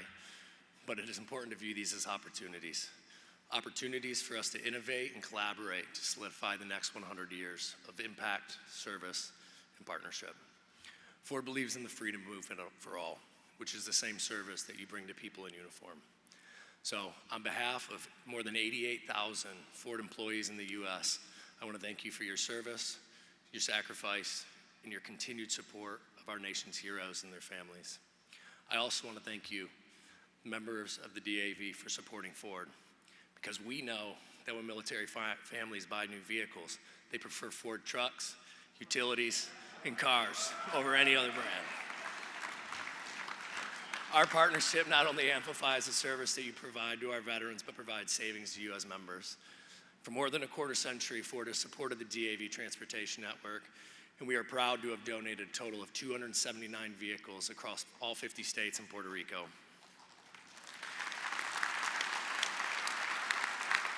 And today, I'm proud to announce that we are donating 5 new Ford Explorers for 5 VA medical centers across the country. Ford and Ford Philanthropy are proud to continue to support DAV. The Transportation Network continues to fill a substantial need, delivers a powerful impact on local communities, and proves they have great value. This year's Ford Explorer donation recipients are Manchester, New Hampshire VA Healthcare System, Fargo, North Dakota VA Healthcare System, Sheridan, Wyoming VA Healthcare System, Roseburg, Oregon VA Healthcare System, and Lincoln, Nebraska VA Healthcare System. I'd like to ask National Commander Nee and National Adjutant CEO Jesinoski to please join me at the podium. On behalf of every Ford Motor Company employee, I'd like to present you with this ceremonial check, which represents the value of our donations and a commitment to increasing transportation access. Again, I want to thank you personally for your bravery, your loyalty, and your service. We know our freedom depends on it.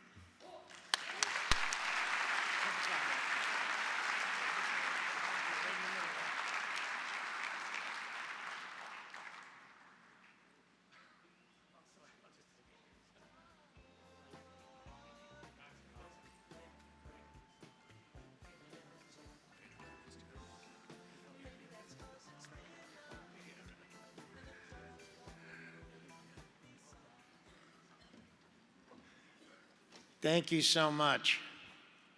DAV scholarships teach young men and women about the importance of service and recognize their efforts on behalf of disabled veterans.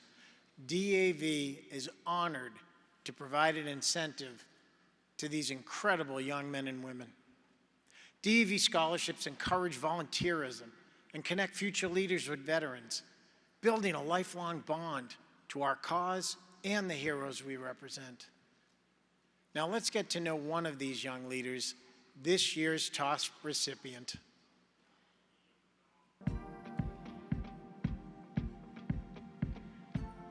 The year before freshman year of high school is when I first got involved in the summer student volunteer program at the VA.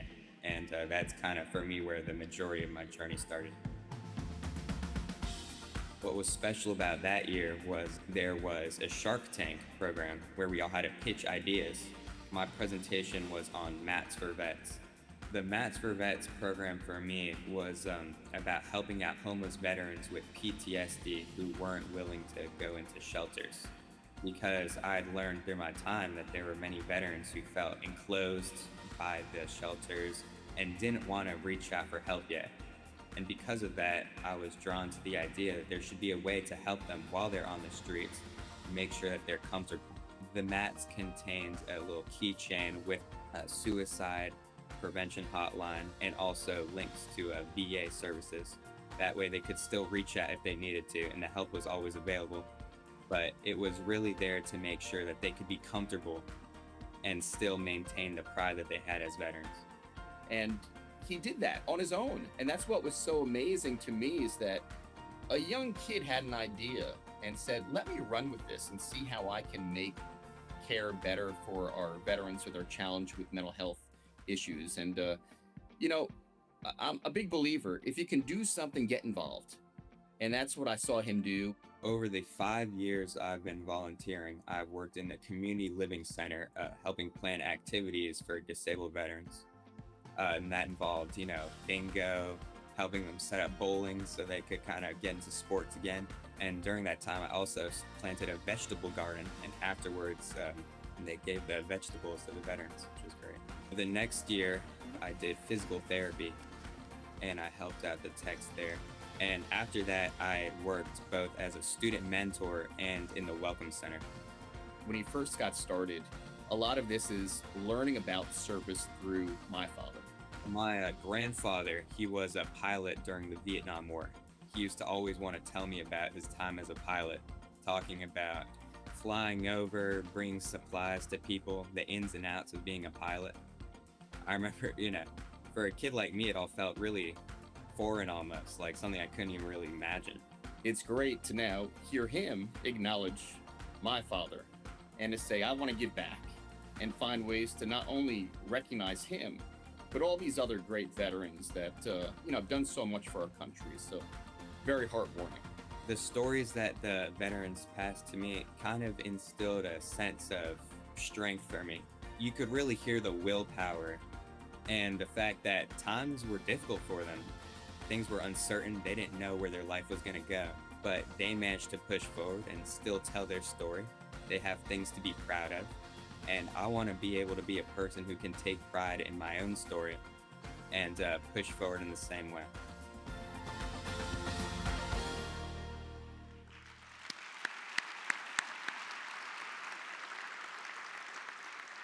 May I ask that our amazing DAV National Voluntary Services Director, John Kleindienst, please join me on the stage, John.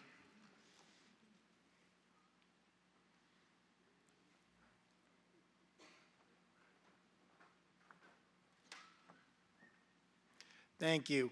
Now, ladies and gentlemen, it is my extreme pleasure to introduce to you this incredible young American, our top scholarship recipient, Noah Amora. Noah.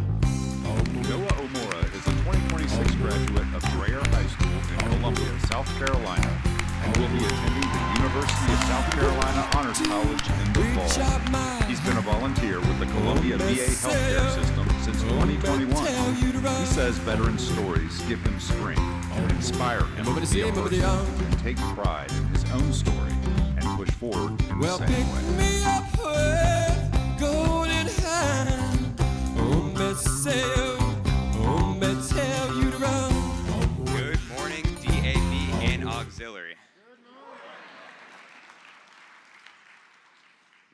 name is Noah Omora, and it is an incredible honor to stand here today. I want to begin by expressing my deepest gratitude to the Disabled American Veterans for awarding me this generous $30,000 scholarship.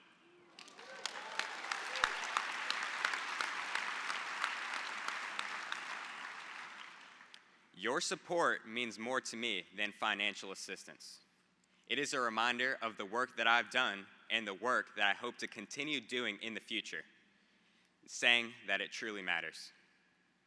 I also want to thank the leadership at the Columbia VA healthcare system for the thoughtfulness they put in developing future leaders that are committed to improving the lives of our veterans.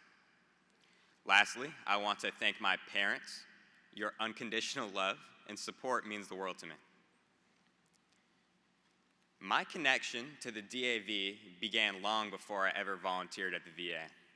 When I was 8 years old, I attended my very first DAV-supported event, the Veterans Charity Ride. I didn't fully understand the depth of the DAV's mission at the time, but I really did feel it. I saw veterans welcomed with dignity, families supported with compassion, and leaders who showed me what true service looks like. Those early experiences planted the seed that would later grow into my passion for serving veterans. As I grew older, I realized that everything that the DAV stands for, empowering veterans, advocating for their needs, and ensuring that they live with respect and dignity, was shaping the person that I wanted to become. When I first walked into the Columbia VA healthcare system as a shy, introverted middle schooler, I never imagined how much volunteering would change my life personally. What once felt like an intimidating maze of hallways has become a place I proudly call home, a place where I grew up, found my voice, and discovered my purpose. Over the past 5 years, I've had the privilege of getting to know hundreds of veterans. Hearing my name called from the hall, sharing stories, learning about their sacrifices from World War II to Afghanistan helped shape me. They taught me empathy, gratitude, and what it really means to serve. I also learned what it means to lose people you care about and how important it is to honor their memory through continued service. The VA also taught me the power of teamwork. Whether I was helping the Welcome Center, mentoring new volunteers, improving the Community Living Center garden, or working with others to make sleeping mats for homeless veterans, I learned that success is never a solo achievement. Some of the quietest volunteers became the strongest teammates, and I learned how to support them, encourage them, and bring out their best. One of the most meaningful opportunities I personally had was competing in a Shark Tank-style innovation challenge where I presented my project, Mats for Vets. What began as a simple idea, turning recycled plastic bags into durable sleeping mats, grew into something much deeper. I realized that what homeless veterans needed wasn't just a place to sleep. They needed connection. They needed someone who would show up. They needed to know that help was only a call away. That realization led to one of the greatest honors of my life, being selected to present at a national TEDx Veterans Affairs event focused on recovering and rebuilding. Standing alongside leaders from across the country, I shared how each mat carried not just comfort, but hope, with a dog tag attached listing the Veterans Crisis Line and the National Call Center for Homeless Veterans. It was a message to every veteran who received one. You are not alone. Someone cares. Someone is ready to help you rebuild. This fall, I will enter the University of South Carolina Honors College, where I will study biology.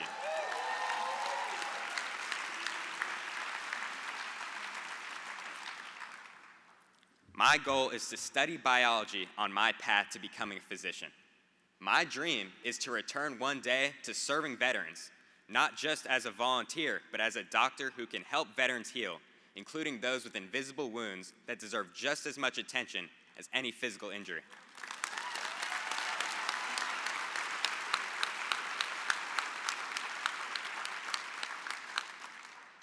DAV, your generosity is helping me take the next step towards that future.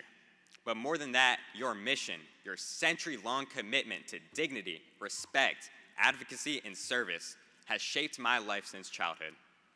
I am proud to be associated with an organization that makes the world better for veterans every single day, and I am grateful for the leaders who inspired me along the way. I promise to carry the lessons I learned at the VA and the lessons I learned from DAV with me, and I promise to make you proud.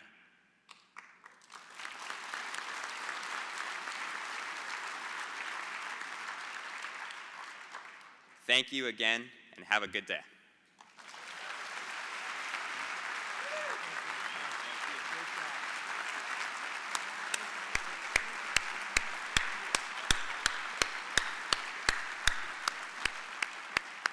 Thank you, Noah. What an amazing young man.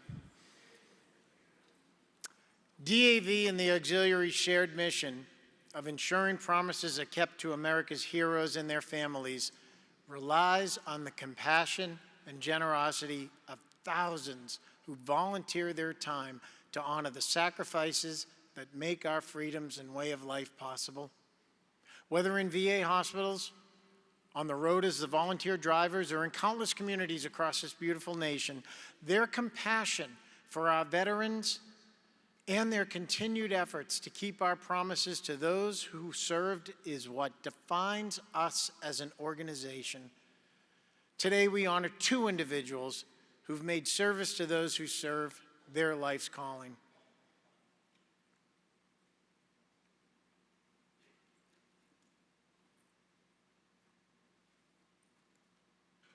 Thank you both for what it is that you do to give back to veterans. Thank you both for your service. It's wonderful to meet outstanding folks like you.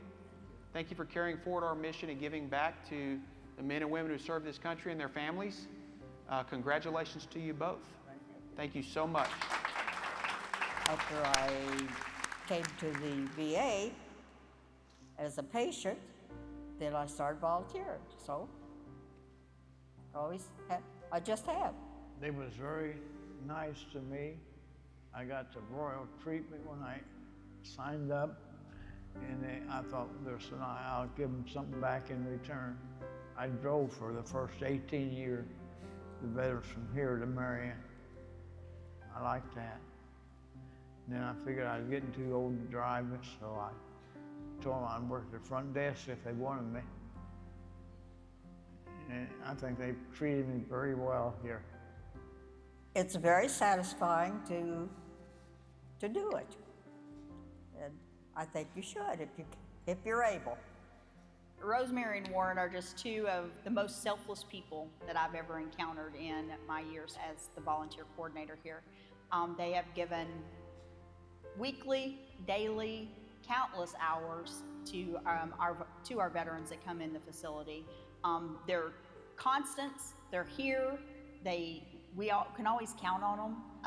You know, Rosemary was making a fuss today that she wasn't going to get to complete her full shift, so she was a little upset today that she wasn't going to get to complete that. But they are just two very selfless people, two very deserving individuals of this award. Congratulations. Thank you very much. So much. We really appreciate what you have done. Thank you.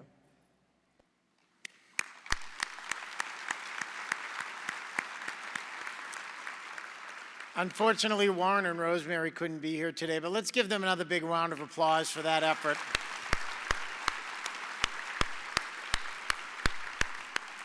Now, just as Warren and Rosemary have combined to change countless lives, DAV and the auxiliary make a great pair as well. When you look at the strength of our organization, you see proof every day that DAV and the auxiliary are unstoppable partners, working side by side to ensure no veteran or family is left behind. That spirit of partnership, compassion, and service is embodied by our 2026 Auxiliary Volunteer of the Year. Her dedication has made a lasting difference in the lives of thousands of veterans and their families. Whether lending a helping hand, offering a kind word, or making sure a veteran can access the care they've earned, she has quietly demonstrated what it means to put service above self. It is now my pleasure to introduce to you the 2026 DAV Auxiliary Volunteer of the Year, Jenny Reimer of Unit 19, Milwaukee, Wisconsin. Jenny Reimer is a member of Auxiliary Unit 19 in Milwaukee and has accumulated nearly 4,000 volunteer hours over the last 32 years, helping veterans and their families.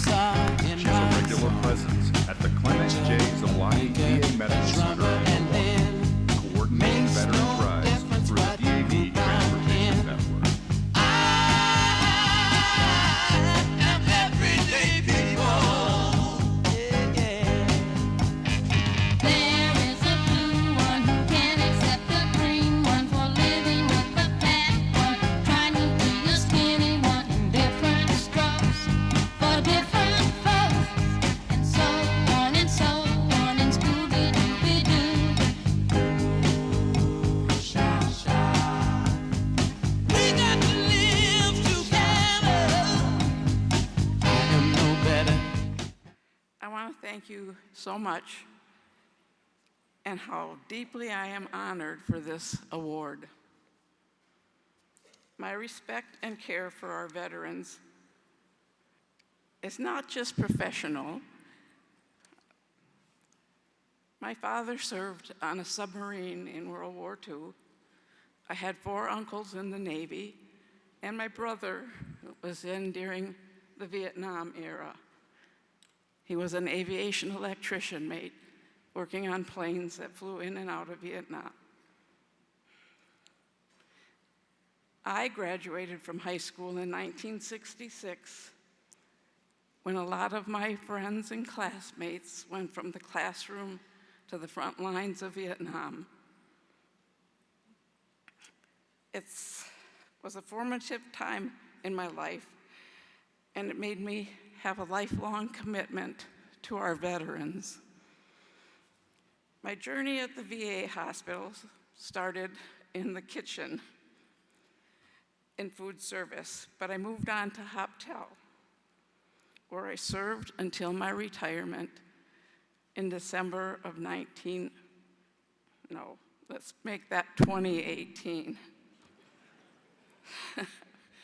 I'm elderly.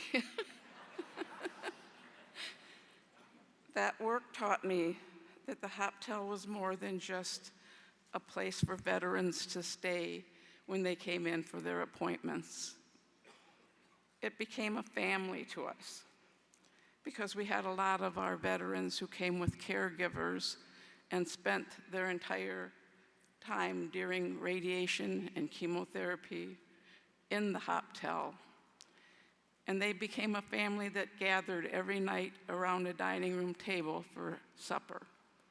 And if one of them didn't show up, another one would go to his room and make sure everything was okay. During that time, I also heard about a program of No Veteran Dies Alone. So since my tour of duty always was over at 7:30, if they needed me, I would go to the hospital and sit until midnight with one of our veterans who deserved somebody to sit with them. And one thing that I'll carry with me for a long time was when one of the people in the higher offices came to me the day I retired and told me that I had been one of the best advocates for veterans that she had ever met. I had to advocate for our veterans because they did take the food away from them when they moved us to another building.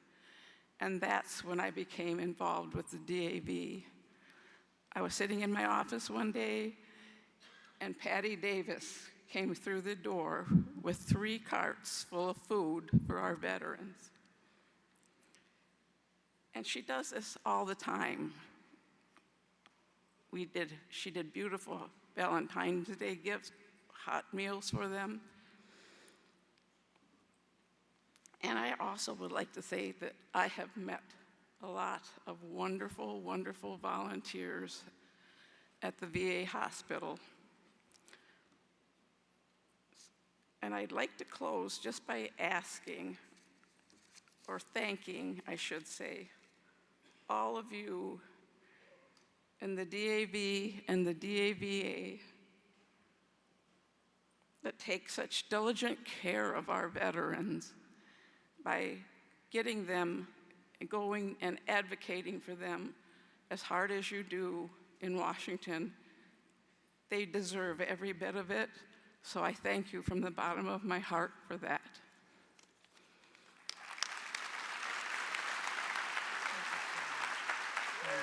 Awesome. Thank you. Great work. Really appreciate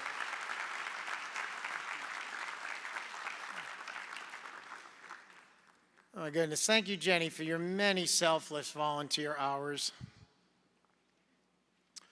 Now, as many of you already know, the struggle for justice can often elude our veterans, caregivers, survivors, and families who confront new battles after their service.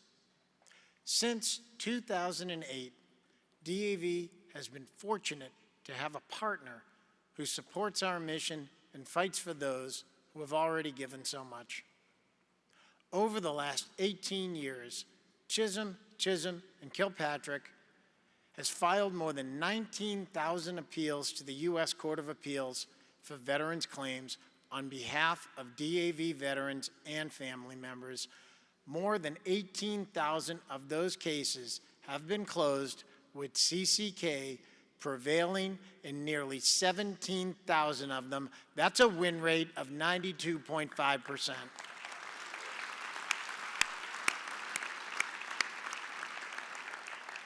In addition to its work with our service and legal departments, the firm has donated over $1.4 million to DAV. Absolutely. Their generosity has supported several projects, such as the care and maintenance of the American Veterans Disabled for Life Memorial and DAV's many services and programs. We're so grateful for how they honor our nation's veterans. And as I invite CCK's partners, Robert Chisholm, Scott Kilpatrick, and Zach Stoltz to the stage for a special check presentation, please join me in a round of applause to thank them for their commitment to those we serve.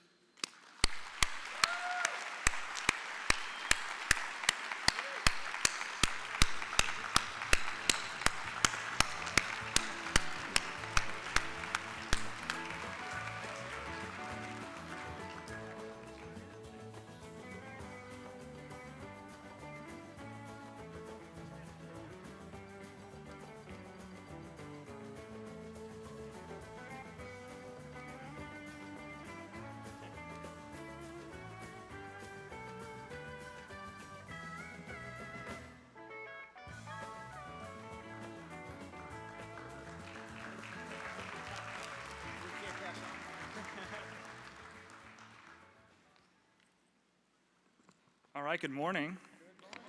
Thank you, National Commander Nee, for those kind words. Thank you, National Adjutant Jesenowski.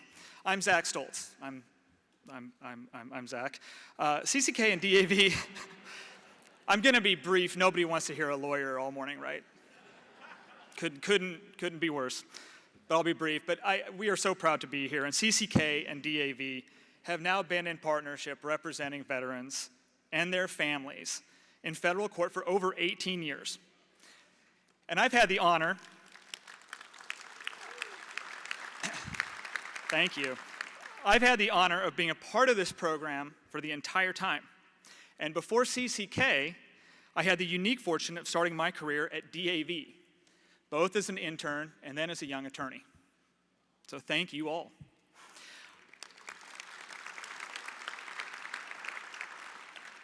Our partnership, as the National Commander said, has resulted in over 18,000 appeals being filed in the CAVC with a success rate of about 92.5%. We're very proud of that. But our work together has helped those thousands of individual veterans in getting their day in court, but it has also established judicial precedent extending that help to the entire veteran community. CCK is proud to have obtained over 120 precedential decisions impacting millions of veterans by, in many cases, overruling VA's erroneous interpretations of the law. And these decisions help with clarity in the VA system and predictability for veterans and their families. I had the honor of arguing one of these presidential decisions at DAV's headquarters last year. We are humbled by the trust you have placed in CCK and honored by our partnership and our friendship with DAV. Today we present this real check for $200,000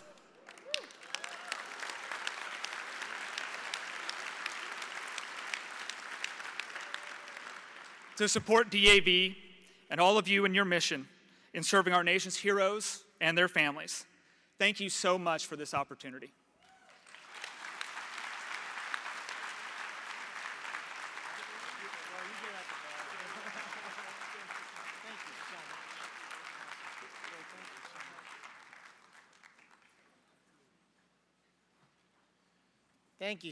Thank you so much. The tremendous impact, gentlemen, the tremendous impact you've had on DAV. We thank Chisholm and Kilpatrick for the loyalty and commitment and talent that you've shown and have devoted to disabled veterans in our organizations. Let's give them another round of applause, please.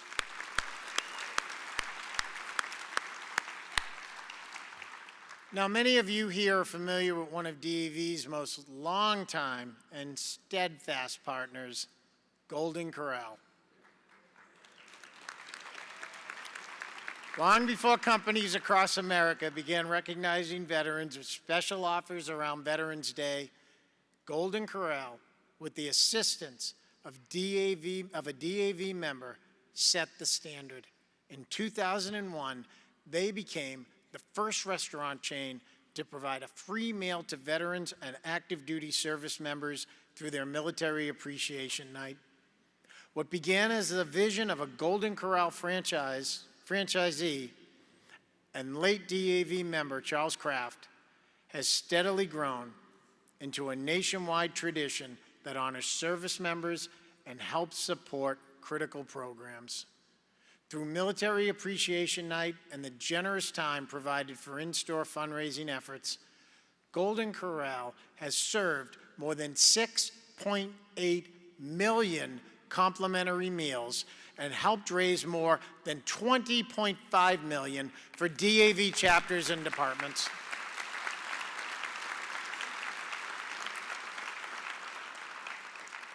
Today, we are honored to welcome 3 leaders whose vision, commitment, and passion for serving veterans has helped make that impact possible.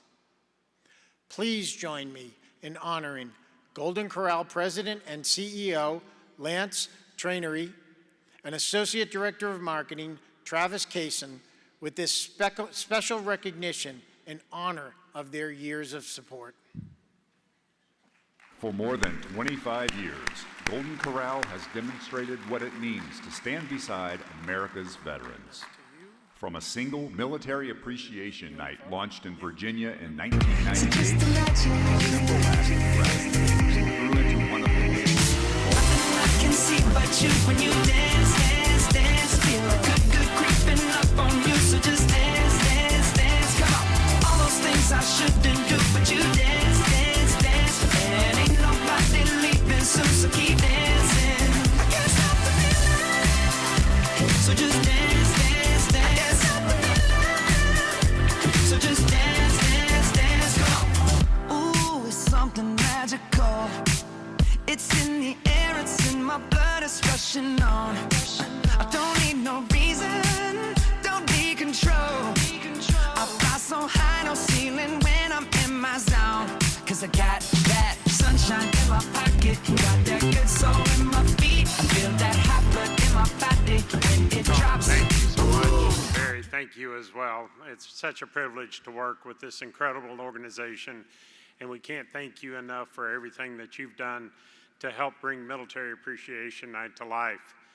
As we look back over the last 25 years that our organizations have partnered together, there have been so many milestones that we've been so excited to be able to accomplish. But it wouldn't happen without the men and women that are in this room and across the country. And for that, we are forever grateful. It's an honor for us to work with such a distinguished group too. Barry and Coleman have been fantastic. Dorothy does an awesome job.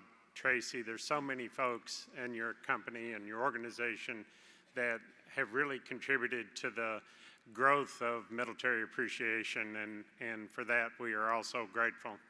And our internal team, Travis and Megan, they work very hard because it's a passion for our company. It's something that we take to heart because we know that the freedoms in our country are not something that are free. They were paid for by the men and women of our military, and we pledge as a company to never forget that, to never forget your service, your commitment, and your sacrifice. And we look forward to continuing this partnership for decades to come. We have a saying in Golden Corral that we're a 100-year company, and we look forward to continuing to partner with the DAV for at least that long or maybe more. So thank you all so much, and God bless you. Thank you. And Travis?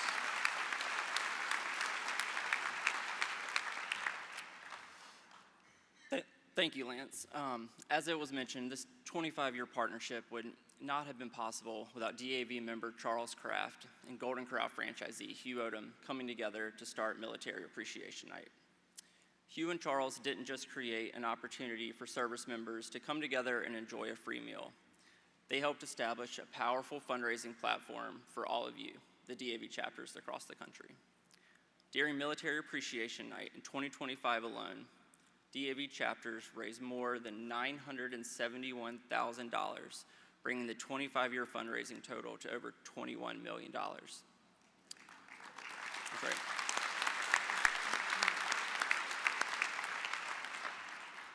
There are countless chapters with excellent fundraising results that contribute to these numbers, but I want to give a quick shout out to a few chapters who have stood out in recent years. Since 2022, Chapter 7 from Sherwood, Arkansas, has raised an impressive $132,000. That's right. Yeah. And supporting the North Charleston, South Carolina Golden Corral. Chapter 17 from Summerville, Chapter 55 from Walterboro, and Chapter 78 from St. George, South Carolina, have raised a combined total of over $108,000.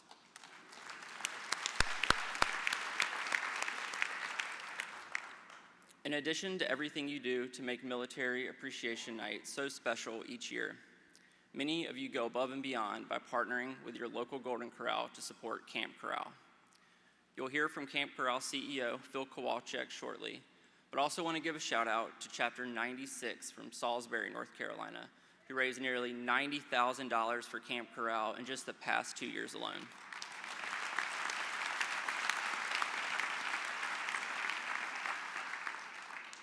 Each year, we're inspired by the level of support and devotion that we receive from DAV chapters, whether it's for Camp Corral or on Military Appreciation Night.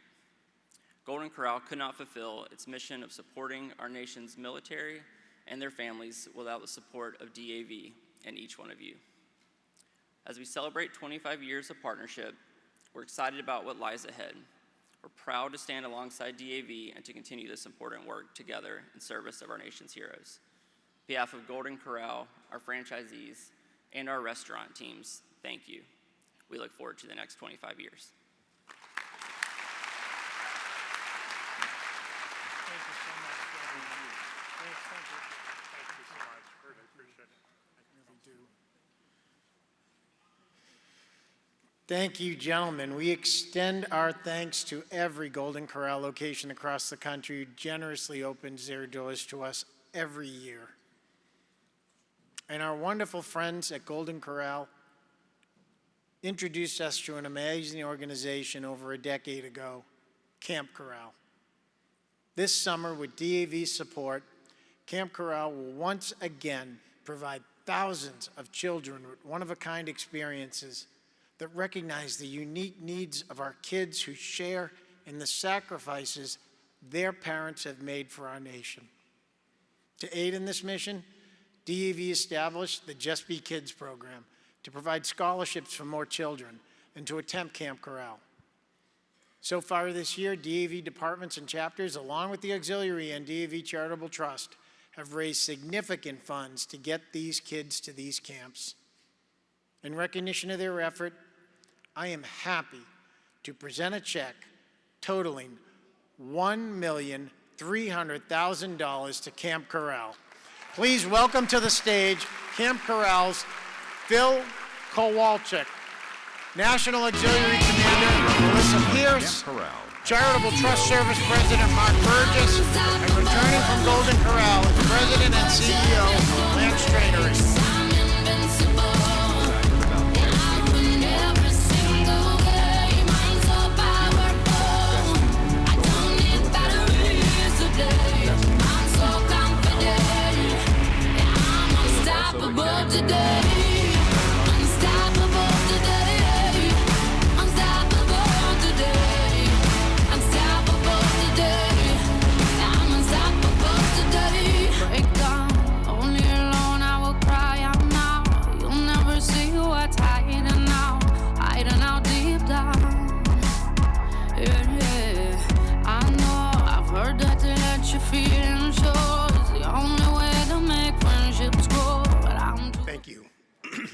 Thank you, National Commander Nee, to the DAV, to the Auxiliary, all the departments and chapters. This record-breaking gift is inspiring, to say the least. And thank you, Lance and Travis, and the whole Golden Corral family for your unwavering support of veterans and their families. There's an African proverb that if you want to go fast, go alone. If you want to go far, go together. Camp Corral exists because of that truth. You are our village. You know that Camp Corral is not an ordinary camp. Our programs give military-connected children the chance to experience the joy and healing of camp, surrounded by peers who understand their lives. Because of you, this experience is provided at no cost to their families. And we know every child deserves the chance to be a kid. But for military-connected children, childhood can be complex, full of moves, uncertainty, and responsibilities, and caregiving beyond their years. That's why this feeling of belonging at camp matters so much. Camp gives these children space to have fun, to build friendships, and just be themselves. That joy is deeper than just fun for military children. One camper wrote this for us. The best thing about Camp Corral is having fun and getting away from the real world, even if it's only for a few days. I get to create memories, new adventures, and new friends. Just look at these smiles. That's what you do. With every dollar you raise, with every effort you make, you create these smiles. This summer, more than 3,200 children will be made this happy.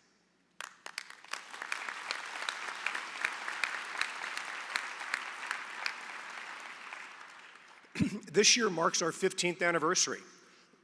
This newspaper article was about the first Camp Corral back in 2011. And we've grown from serving 400 children at one camp to more than 41,000 children across 23 locations in 19 states.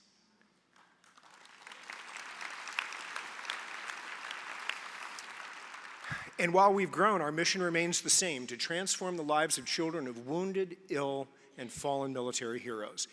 And we focus on 4 pillars: connection, confidence, coping skills, and fun.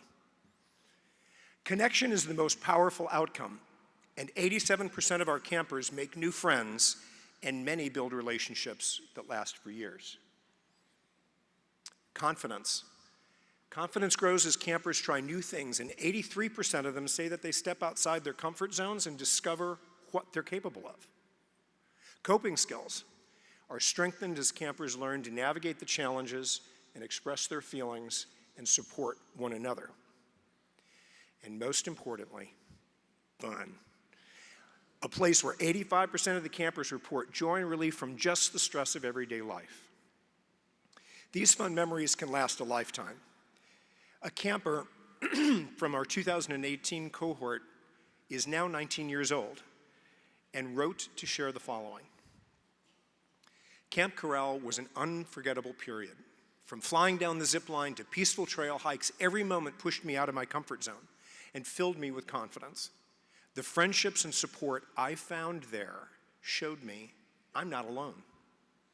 They gave me memories I'll carry for a lifetime. Together, we've done incredible things. But there's more to do. There are nearly 6 million children in America that qualify for Camp Corral. And our wait list remains in the hundreds, even though we grow every year. Investing in these children is investing in our future. So as you reflect on what we have done together over these last 15 years, with a powerful partnership of DAV, Golden Corral, and Camp Corral, I leave you with my deepest gratitude. But I also leave you with the following quote from Lauren, who was a camper in 2014 and is now 22 years old. We reached out and asked her, and she wrote and said, "Camp Corral played a major role in fostering my love and appreciation for the outdoors. I'm about to graduate with a degree in natural resource ecology and management, with the goal of continuing to work in and to protect the environments that meant so much to me.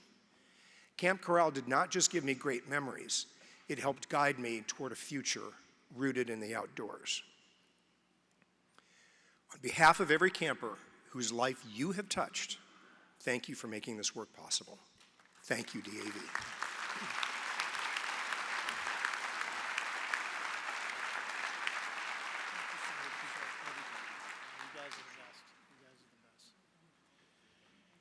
Hey, let's give another round of applause for the outstanding work Camp Corral is doing for military children.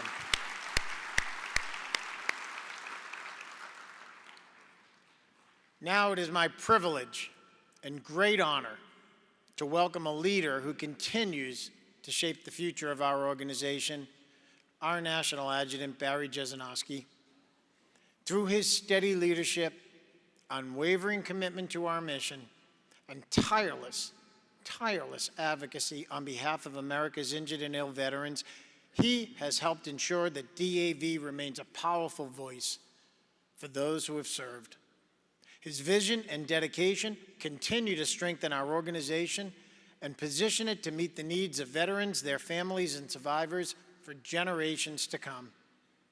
Please join me in welcoming my fellow Devil Dog and our National Adjutant and CEO, Barry Jesenowski.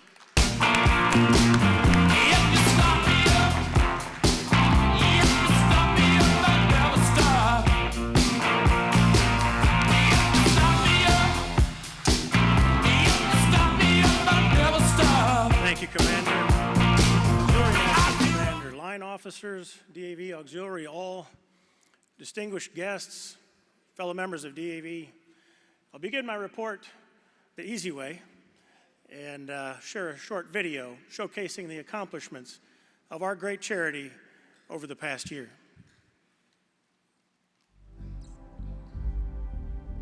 For more than a century, DAV has been woven into the fabric of the United States. A national organization driven by what happens locally, a legacy of service built by each of you.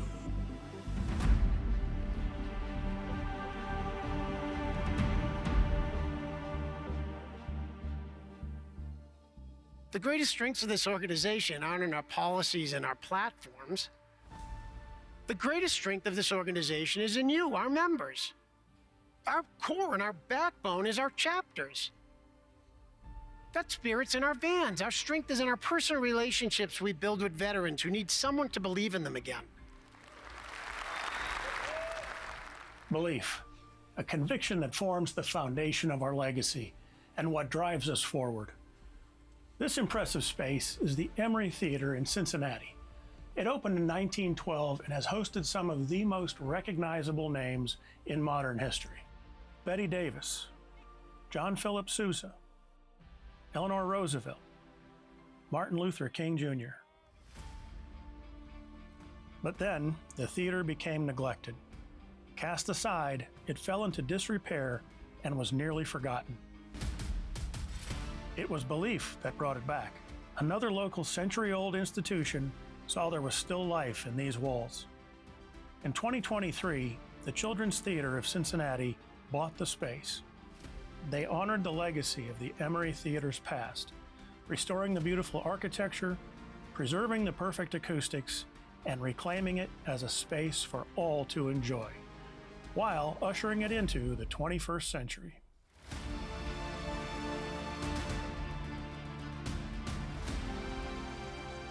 There are many parallels in the origin stories of this theater and DAV. We, too, believe that just because something is broken doesn't mean it can't be fixed. That nearly forgotten doesn't mean there's no longer a life worth living. We've been rooted in that conviction since our founding, and over our history, we've adapted to the changing times to best serve and restore veterans. There's something else in common with DAV and the Children's Theater, and that's this space. The Emory Theater was built as part of the Ohio Mechanics Institute. After World War I, many disabled veterans received vocational training at OMI, finding fellowship and new purpose along the way. Those same veterans are who our founder, Robert S. Marks, shared a Christmas Eve dinner with in 1919. The idea that became DAV came from that meeting. They wanted an organization that believed veterans must never be neglected or forgotten, that after illness or injury, restoration and a new life are possible. Each member of DAV and its auxiliary is a testament to this belief. Your work and support of veterans has added to the legacy that began here.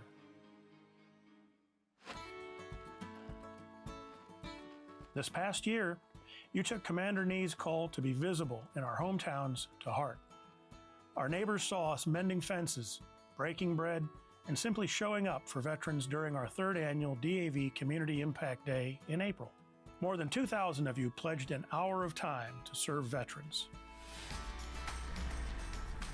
Throughout the year, our volunteers drove millions of miles for the DAV Transportation Network.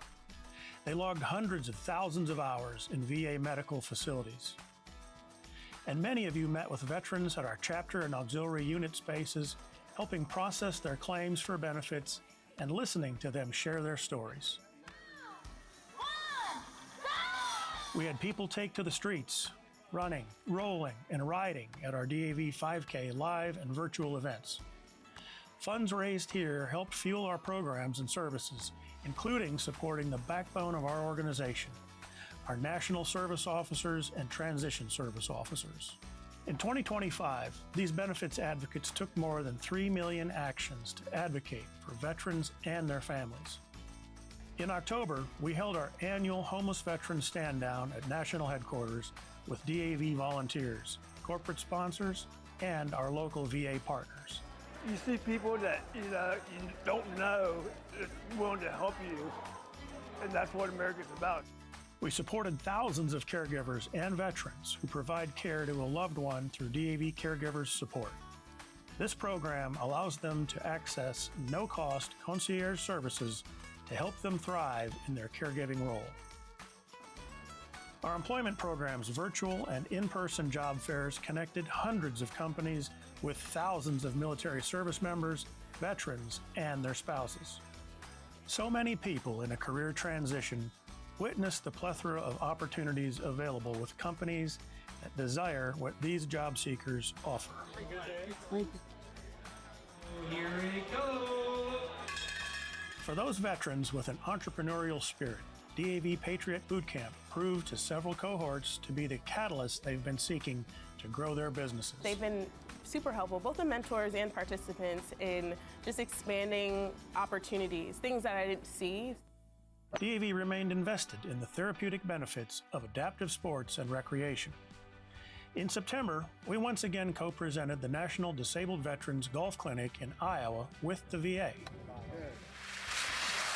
And in April, we worked with them again to bring the National Disabled Veterans Winter Sports Clinic to Snowmass, Colorado, a clinic that celebrated its 40th anniversary this year. Good recovery. And just before the Super Bowl in February, we hosted the DAV Bowl, along with former Oakland Raider Robert Gallery and his foundation, Athletes for Care.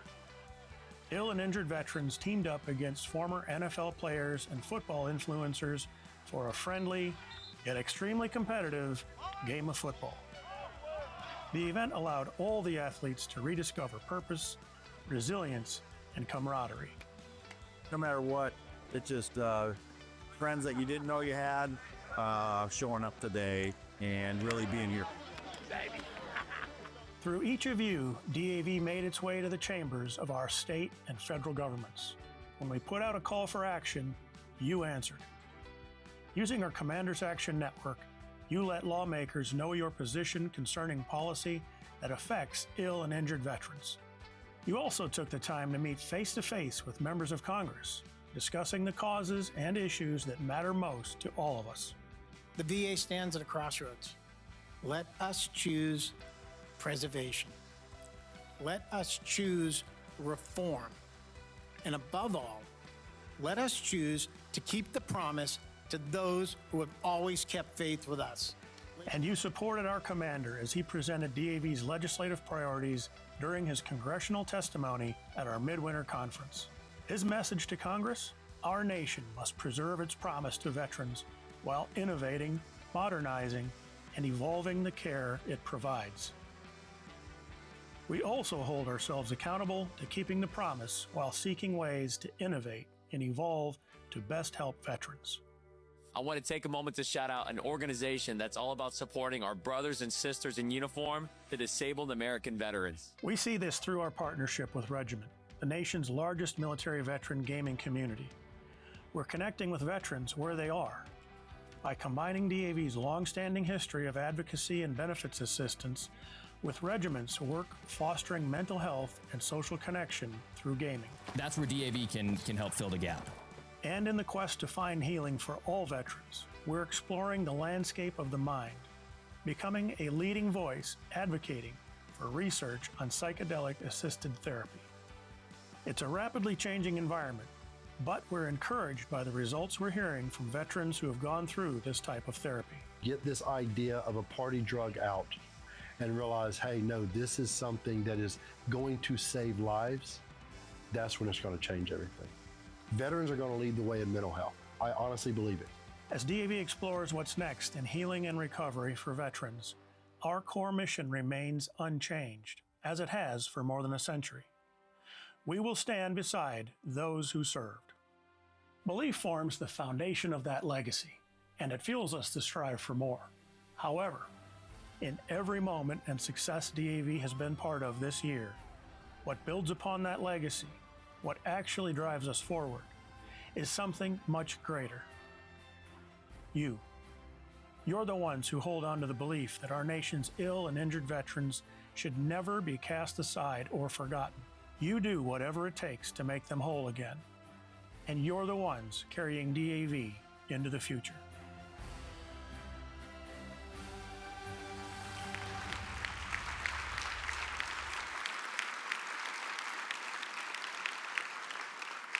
Thank you very much.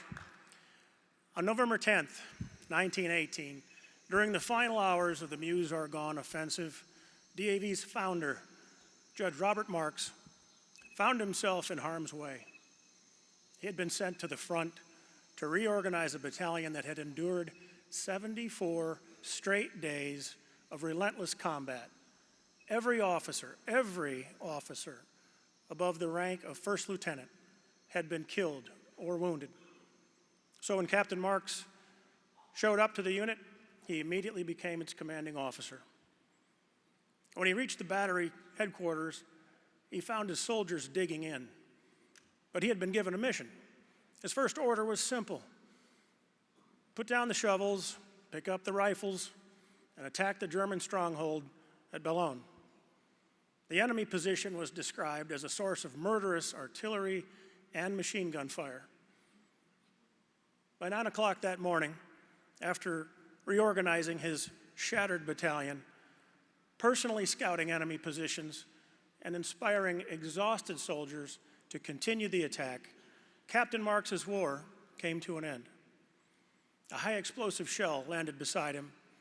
It killed an intelligence officer, the battalion adjutant, the sergeant major, a corporal serving as an observer. Marks survived.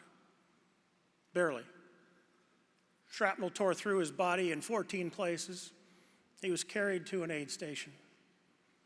When he awoke the following morning, he asked the doctor one question: "When can I get back to my soldiers?"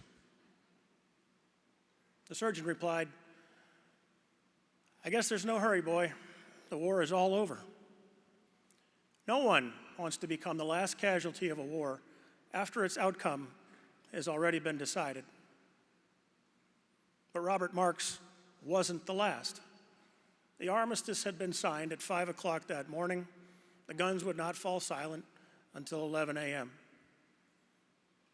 During those final 6 hours, soldiers on both sides continued dying at a rate of nearly 8 every single minute. One of them was Henry Gunther of Baltimore. At 10:59 a.m., 1 minute before the armistice took effect, Gunther charged a German machine gun position with a fixed bayonet. He became the last recorded American killed in combat during World War I. But for Robert Marks and thousands of other wounded veterans, the fighting wasn't really over. An entirely different battle had just begun, and that is the battle that brings us all together here today. As our nation marks its 250th anniversary, it's worth remembering John Adams' warning that preserving our independence would require toil and blood and treasure. No one understands those words better than the men and women in this room. Anyone who has experienced war learns one enduring truth: it's always easier to destroy than to build. Robert Marks's life to that point took 29 years to build. One artillery shell nearly took it all away. Veterans understand what destruction looks like. They've seen homes, hospitals, schools, and churches reduced to rubble. They've watched lives change forever in an instant. They know destruction is measured in seconds, but rebuilding is measured in years. That's why DAV exists. Judge Marks understood that when he and other disabled veterans founded our cause just 2 years after the war, they built an organization for us and by us because they knew recovery didn't end when the shooting stopped. It still doesn't.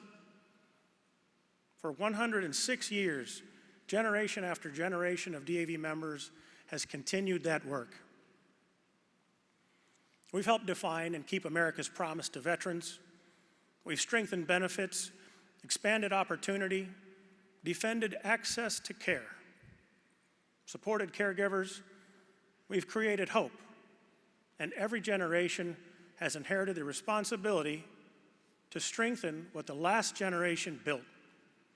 Now, that responsibility belongs to us, all of us, every one of us in this room. History teaches another lesson. What takes generations to build can be weakened much faster than most people realize. That's why leadership matters. Leadership isn't simply preserving what we've inherited, it's leaving it stronger than we found it. That's where DAV finds itself today, again. The battlefield has changed. Today's attacks don't come from artillery, at least not for those of us, most of us in this room. They come through bad policy, through misinformation, through efforts to weaken the promises America has made to the men and women who answered its call. The hard-fought progress generations of veterans built nearly took a step backward with the Take Care of America's Veterans Act.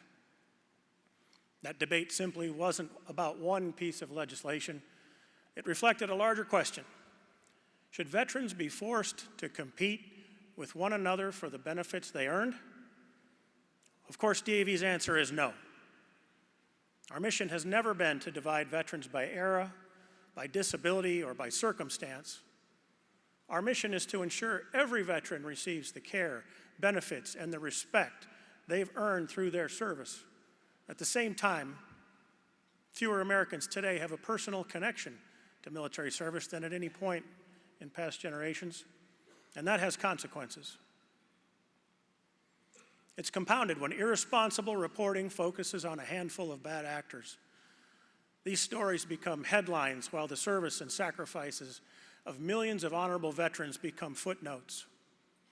Too often the spotlight shifts from fixing broken systems to questioning the character of the people who served. Veterans are painted at times as malingerers and cheats. We can't allow the exceptions to define the rule. DAV supports rooting out fraud wherever it exists, of course. But if the VA uses AI to review over 1 million records they believe are suspicious, if even a percentage of veterans are singled out as frauds, the headlines will likely read that thousands or even tens of thousands of veterans are cheats.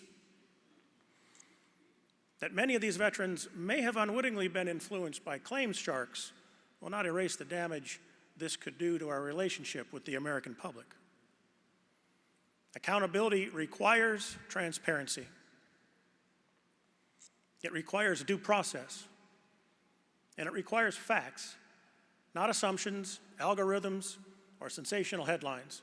America's promise to veterans deserves nothing less, and that's exactly why your leadership matters. Our greatest rebuttal isn't rhetoric, it's results. If we're going to keep America's promise to veterans, it won't happen because of eloquent words spoken from a podium. It won't happen because of one election. And it won't happen because leaders like you, let me back up. It will happen because leaders like you continue showing up every day. While others debate what veterans deserve, you are out in your communities proving it. You're helping veterans navigate a complicated benefits system. You're driving them to medical appointments. You're visiting them in hospitals. You're raising funds for our mission. You're recruiting volunteers, supporting caregivers, mentoring the next generation. And in many cases, simply answering the call when another veteran doesn't know where else to turn. That's DAV. Leading a chapter isn't simply running a meeting, it's accepting responsibility. You're the first one there and often the last to leave. When things go well, you recognize everyone else's contributions. When something goes wrong, you accept responsibility and you make it right. You inspire our volunteers. Most of you are volunteers. You solve problems. You protect the reputation of an organization built over more than a century. That's leadership. And it deserves our gratitude. To every department and auxiliary commander, chapter commander, adjutant, service officer, hospital volunteer, and member leader, thank you. Yours is a job that rarely receives the recognition it deserves. But every veteran whose life you've touched knows your work matters. And so do we.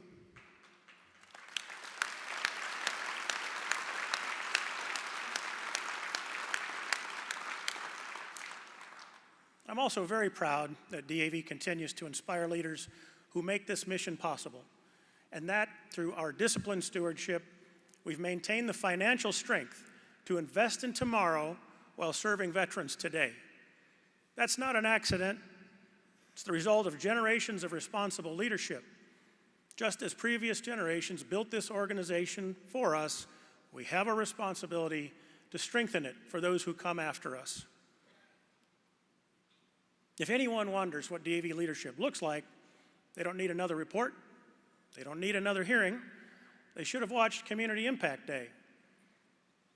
As you saw in the video, across America, DAV departments, chapters, auxiliary units, and volunteers rolled up their sleeves. They repaired homes, cleaned veterans' memorials, supported VA medical centers. They packed care packages, organized food drives, and responded to needs unique to their own communities. More than 2,000 volunteers participated, but the true measure of success wasn't the number of projects completed. It was the message we sent. Supporting veterans isn't something we talk about in DAV. It's something we do. Our greatest rebuttal isn't rhetoric, it's results. Those results are visible all across this country and made possible by all of you in this room. In New York, members of Chapter 144 helped create and support a partnership between DAV and Johns Hopkins University's Whiting School of Engineering. Today, some of America's brightest engineering students are working alongside veterans to develop technologies that restore independence to amputees and expand adaptive sports opportunities. That's not just innovation, that's hope. In Arizona, DAV leaders partnered with the Navajo Nation to reach one of America's most service-oriented communities. For too many Navajo veterans, distance, language barriers, and longstanding mistrust of government institutions have made access to VA services difficult, as Commander Nee explained earlier. Today, through the Pinion Veterans Hogan and our partnership with the All Navajo Veterans Auxiliary, veterans can connect directly with DAV service officers and receive the benefits they earned.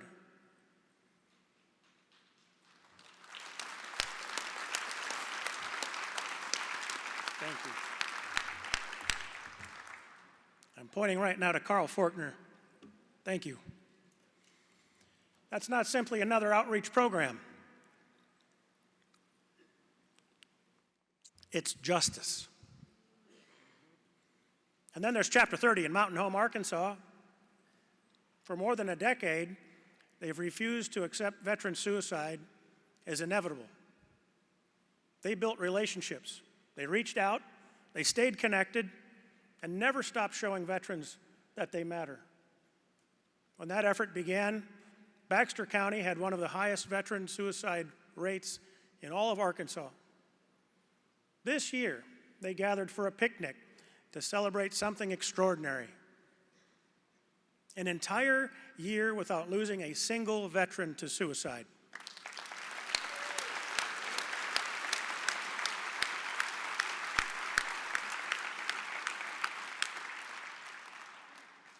Think about that. No press release, no slick PR campaigns, no national headlines, just neighbors refusing to give up on one another, veterans helping veterans. That's DAV. Those stories remind us of something very important. The most powerful work we do rarely requires the largest budget. Weeks ago, we were very proud to announce that membership distributions to our chapters and departments returned to the maximum level allowed by our Constitution and bylaws. DAV is the only charity in our space where donations flow from national headquarters out to departments and chapters.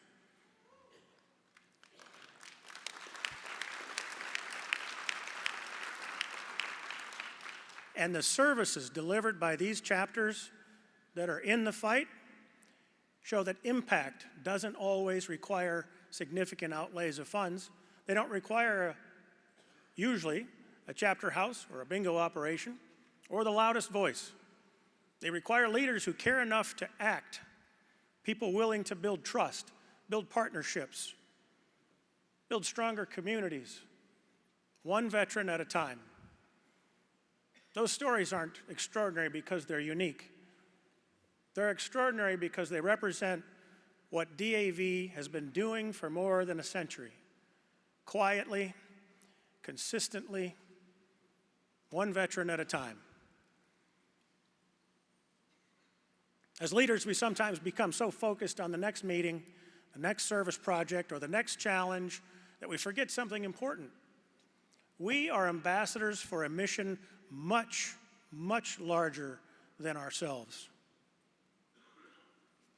Every conversation with a veteran is an opportunity to connect someone with earned benefits, an opportunity to introduce a caregiver to support that they didn't even know existed, an opportunity to help a veteran find meaningful employment, an opportunity to encourage an entrepreneur to pursue their American dream through DAV Patriot Boot Camp, an opportunity to inspire someone to become a volunteer. Sometimes the most important service we provide isn't solving a problem ourselves.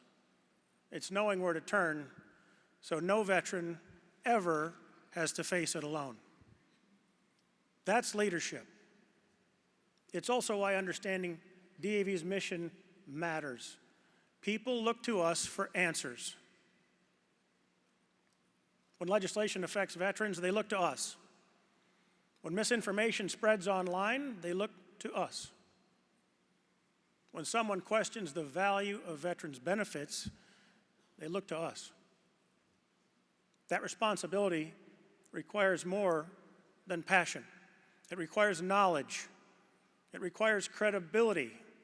And above all, it requires integrity. Our communities don't expect us to have every answer, but they should always be able to trust the answers we give them. That's one of the greatest responsibilities of leadership. As we look toward the future, I remain optimistic. Not because the challenges are getting smaller, but because I've seen the people who are taking them on. The people in this room. I've seen chapters finding new ways to reach isolated veterans. I've seen volunteers stepping forward to serve, and I've seen partnerships that would have seemed impossible just a few years ago. I've seen caregivers find hope. I've seen veterans discover purpose again. I've seen communities transform because someone wearing a DAV cap decided to help. That gives me confidence because history tells us something.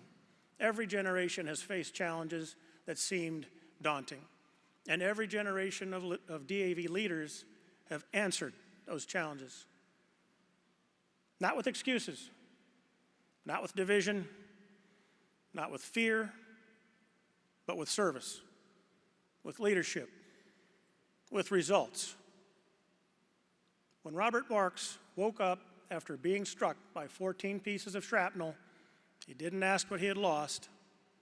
He didn't ask whether the sacrifice had been worth it. He asked that one question: when can I get back to my soldiers? He wasn't thinking about that recognition. He wasn't thinking about comfort. He was thinking about responsibility. That sense of responsibility is what built DAV. Generation after generation has carried it forward. And now, it's our turn. The founders built this organization for us. Our responsibility is to build it for those who come after us. To leave it stronger, more trusted, more united, and more capable of serving the next generation than the day we inherited it. Because the work of DAV has never been measured by speeches or headlines or politics. It's measured one veteran at a time, one caregiver at a time, one family at a time, one chapter at a time. When people question veterans, when they question the value of the benefits that they've earned, when they question whether America can afford to keep its promises, remember this: our greatest rebuttal isn't rhetoric, it's results. It's the veteran whose long-denied claim is finally approved. It's the caregiver who discovers they're no longer alone. It's the entrepreneur who finds a new mission. It's the Navajo veteran who finally connects with a service officer and achieves justice. It's the engineering student whose innovation restores a veteran's independence.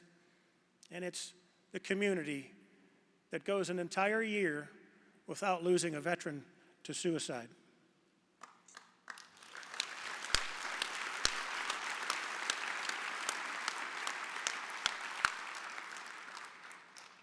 Those are not talking points. Their lives changed. That's who we are. That's what DAV builds, and that's why your leadership matters. Commander, thank you for your leadership, and to every DAV, again, an auxiliary leader and volunteer here, to everyone who serves our mission throughout the country. Thank you for choosing to build instead of tear down, to lead instead of complain. There might be a complaint here or there. That's all right. To serve instead of to stand on the sidelines. History has taught us one enduring truth. It's always easier to destroy than it is to build. For 106 years, DAV has chosen to build, and with your leadership, we always will. Commander, this concludes my report. Thank you.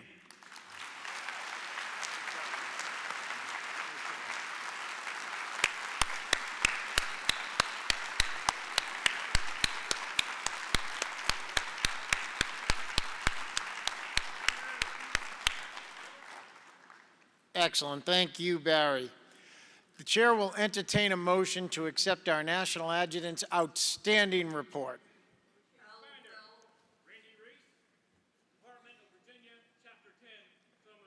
Great. May I have a second? Carl Faulkner, Adjutant from the great state of Arizona, second. All those in favor signify by saying aye.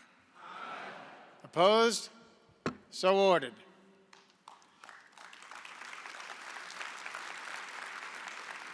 Thank you, Barry. Now, each year, DAV recognizes one remarkable individual whose life reflects the resilience, determination, and spirit of America's disabled veterans. The Disabled American Veteran of the Year Award honors someone who has not only overcome the challenges of service-connected disability, but has turned those experiences into a source of hope and inspiration for others. This year's recipient embodies those ideals. After serving with the Army's pioneering cultural support teams alongside America's most elite special operations forces, she faced the invisible wounds of war, trauma, and addiction. Through art, a deeply personal healing journey, and the courage to share her story openly, she reclaimed her life and has become a powerful advocate for fellow veterans seeking hope and healing.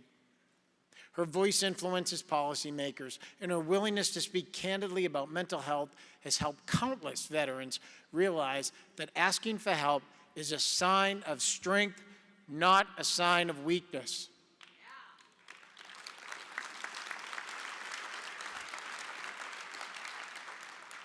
Let us take a moment to learn more about this extraordinary veteran.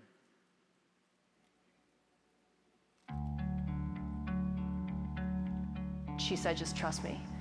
And I do, and I did. So, you know, if it wasn't for her, I wouldn't be here. She's reaching out, she's connecting. She's frankly one of the bravest people I know. I spent decades not saying anything. Now I finally have a voice.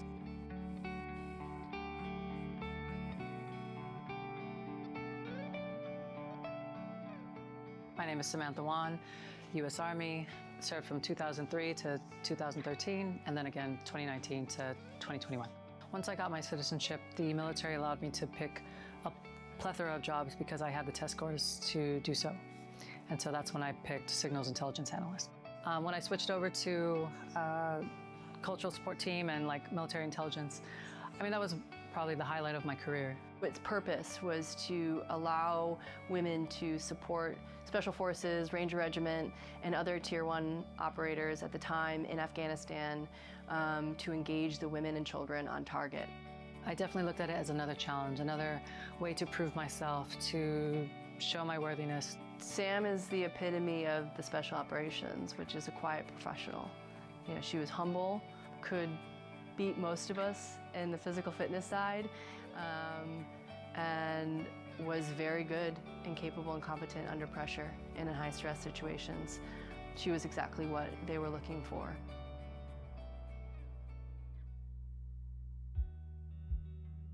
You know, looking back on it now, I feel like I was very dissociated doing that. I feel like I was performing a version of Sam that was going to get the most accepted, the most rewarded, the most praised. You know, our job was presented as a little bit of a fluffy, like saving the women and children, and the reality was we were going on target to get information, and however we could get that information is what we were going to do, and that meant violence. I definitely struggle with moral injury because those memories don't go away. Some of the things that we did out there, I'm not proud of. I really searched for a way for me to disconnect and, have some type of peace. And it was art that I found back in the desert. So using chalk to scribble on the plywood walls, and eventually that turned into paint. And that's when I decided that I would get out of the Army and go to art school. Transitioning from active duty to civilian life was putting on a different uniform and going at the same speed. That was being maintained by my substance use. But I was also accomplishing a lot, so people didn't see that I was actually breaking inside. When I finally realized, hey, this self-medicating thing really isn't working, I need help, I reached out to my social media platform and shared, because I'm I don't know how to deal with this. But in that, a veteran reached out to me and she introduced me to peyote, or my first psychedelic medicine. Little did I know it was going to transform my life.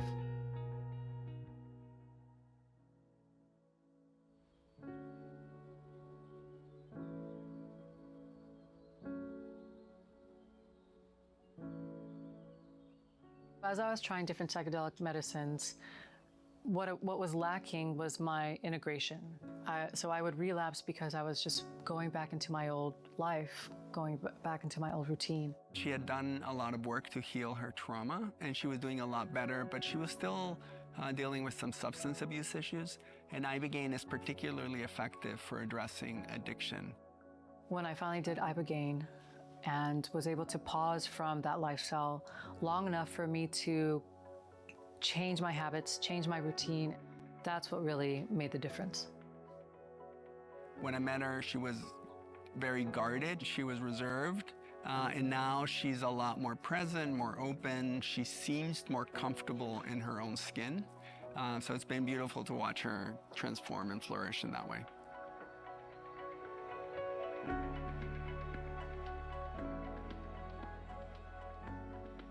Sam got to psychedelics before I did, and I had stayed in the military much longer than Sam did, and when I got out was having a very hard time and was actually at the point of suicide, and she happened to just randomly call me, and she said she could get me to Mexico within the next 2 months.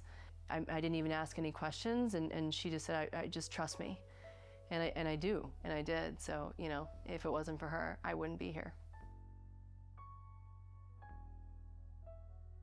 She's willing to put herself out there and say, hey, I've done this, and it saved my life, and it changed my life, and it's going to save your life and change your life. And it's just absolutely critical now as we continue to have these discussions on plant medicine. DAV has supported me in a multitude of ways, providing a platform that I feel comfortable being vulnerable with, to fully share without any filters, and to feel supported in a way that I'm allowed to do that. People reach out hey, thank you so much for sharing this. It inspired me to share mine, or inspired me to go seek treatment or help or find out more information about certain therapies. And so I started noticing that it's a way of being of service. Sam Wan having the courage to share something that's so difficult, that's so intimately personal, both her military experience and her experience with plant medicine, is changing the face of the veterans community when it comes to plant and psychedelic medicine.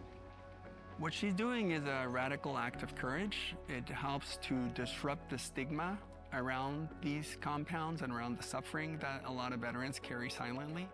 That is the only way we get more veterans to the help that they need, because we can't call everyone, but Sam being a voice and being a lighthouse to show to other people that there is another way is truly just incredible.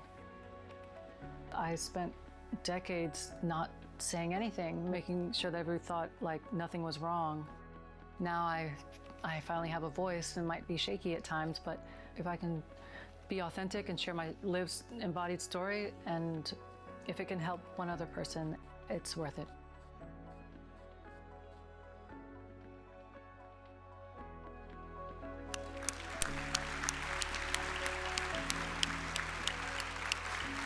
Ladies and gentlemen, your 2026 Disabled American Veteran of the Year, Sam Wan.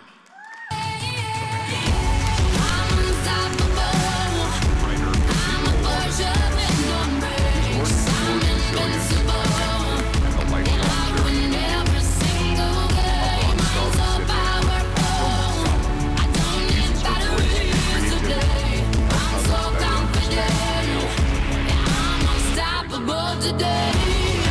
Unstoppable today. Unstoppable today. Unstoppable today. I'm unstoppable today. Break down, only alone I will cry out now. You'll never see what's hiding out, hiding out. Good morning. Thank you, DAV. Being named DAV Veteran of the Year is an incredible honor. A few years ago, I could not have imagined being here. At that time, I was lost, still functioning, still smiling, still showing up and still performing strength so well that I could not see how far I had disappeared from myself. I was trying to navigate trauma I had spent decades avoiding. I was self-medicating, numbing, running, and performing a version of Sam who looked strong while something much younger and much truer inside me was screaming. Eventually, that performance stopped working. What changed my life was not one perfect breakthrough or one miracle treatment, it was community. It was being welcomed into spaces where I did not have to pretend I was okay. It was the people meeting me with honesty, safety, patience, accountability, and no judgment. Organizations like the Mission Within, Sabo Foundation, Heroic Heart Project, and many others who kept showing up for me long enough that I could finally learn to show up for myself. My healing journey included psychedelic-assisted therapy, plant medicine work, sobriety, integration, and the slow process of learning how to stay present in a body I had spent decades running. I wish I could tell you it came with a neat timeline. It didn't. I would make progress, then slip. I would feel better again, and then relapse and return to old habits. But I kept getting up. And each time I returned to the work, to the truth, to the people who could hold me accountable, I healed a little more. I healed because I kept returning. Along the way, I also found my way back to something that had been with me since childhood, art. Long before I had language for what I was carrying, my hands were already trying to tell the truth. Painting helped me make meaning of the experiences that felt too large for language. Eventually, the images became language. The language became storytelling. And storytelling became one of the most authentic forms of service I know how to offer. When I began sharing more honestly, I started hearing from veterans, survivors, and people who had been carrying their own trauma in silence. They would tell me, "I thought I was the only one. Your story made me feel less alone. Maybe I'm not broken." Those messages changed the way I understood service. For most of my life, I used performance to keep people from seeing me. Now, I use art and story to help people recognize themselves. That is why this recognition from DAV means so much. DAV has earned the trust of the veteran community. When an organization with that level of credibility is willing to engage in serious conversations about psychedelic-assisted therapies, innovative treatment options, and what it truly takes for a veteran to come home, people listen. It tells veterans that needing help is not weakness. It tells them that they may not be out of options, and it tells them that they are still worth coming back for. Veterans have already accomplished extraordinary things while carrying unresolved trauma, grief, addiction, isolation, and pain. We have served from empty cups. Imagine what becomes possible when those same people are supported enough to heal, when they lead, create, mentor, and serve from a place of presence, connection, and wholeness. That is the future I want to help build. So, I receive this award with gratitude, humility, and responsibility. This honor carries my name, but it does not belong to me alone. It belongs to every organization that kept the door open, every guide, clinician, mentor, friend, donor, and fellow veteran who helped me believe another life was possible. And every veteran who has fallen, doubted, relapsed, disappeared, and still chosen to begin again. I once believed strength meant never needing anyone. Today, I know something different. Strength is in the return.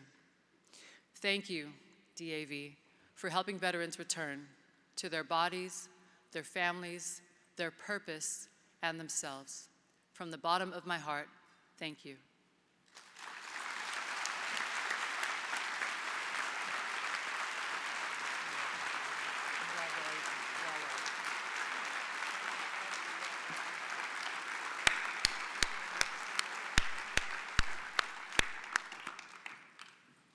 Amazing, amazing, Sam. Thank you so much for all your work and for sharing your story. Now, our next guest represents a company that goes above and beyond the call of duty to serve those who have served, USAA. USAA's commitment to veterans and their families runs deep, from financial readiness programs to disaster relief to supporting critical initiatives like DAV's mission of service.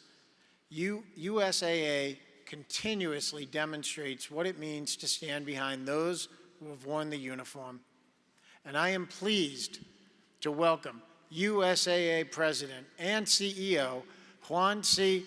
Andrade to the stage.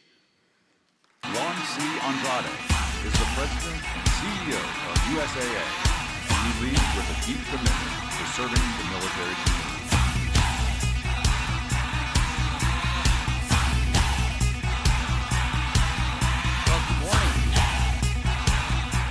Thank you, Coleman, for that warm welcome. And Sam, congratulations. To the members of the Disabled American Veterans, it's truly an honor to be here with you today. Before we begin, I want to thank each of you for your service and for your sacrifice, and for the difference that you continue to make for our veterans and our military families. Your service did not end when you took off the uniform. It continues through your advocacy, your leadership, and your commitment to those who followed you. DAV and USAA have been serving the military community for over 100 years. DAV was founded in 1920, and 2 years later, 25 soldiers came together to found USAA. Our organizations were created for different purposes, but driven by the same conviction. Those who serve this country should never have to stand alone. DAV helps ensure veterans receive the benefits they deserve and they have earned. At USAA, we work to help military families build financial security through every stage of life. The work is different, but the mission is the same.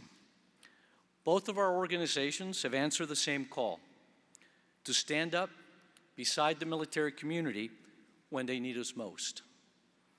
At USAA, we believe our responsibility also extends beyond serving the military community. It requires advocating for them. That is why we're focused on the issues that matter most to our military community: meaningful careers, financial security, and overall well-being. Every day, we're reminded what advocacy really means. It looks like a young military family starting over after a PCS move, trying to build financial security in a new community. It looks like a veteran finding purpose and opportunity in the next chapter of life after service. And it looks like organizations like DAV standing beside veterans and their families so no one has to navigate that journey alone. This is why our partnership with DAV matters. When we work together, we can have an even greater impact on those who have done so much for our country. You've been an incredible partner, particularly in Face to Fight, our coalition to reduce veteran suicide. Together with DAV and more than 250 organizations, Face to Fight has helped more than 40,000 veterans, impacting more than 350,000 lives. Last November, on Veterans Day, we also launched Honor Through Action, a $500 million commitment to help the military community thrive long after service ends. The name says exactly what we believe. Honor is not something we say, it is something we do. And we see the same commitment in DAV every day. I think about the countless lives you have changed, the veterans that you have helped, and the families who are stronger because you stood beside them. That is the kind of impact that lasts for generations. And at USAA, we're proud to stand next to you in that work. My hope is that a century from now, people will say of DAV and USAA what they can say today, that we kept our promise, that we stood beside the military community, and that we never stopped serving those who have sacrificed so much for all of us. Thank you.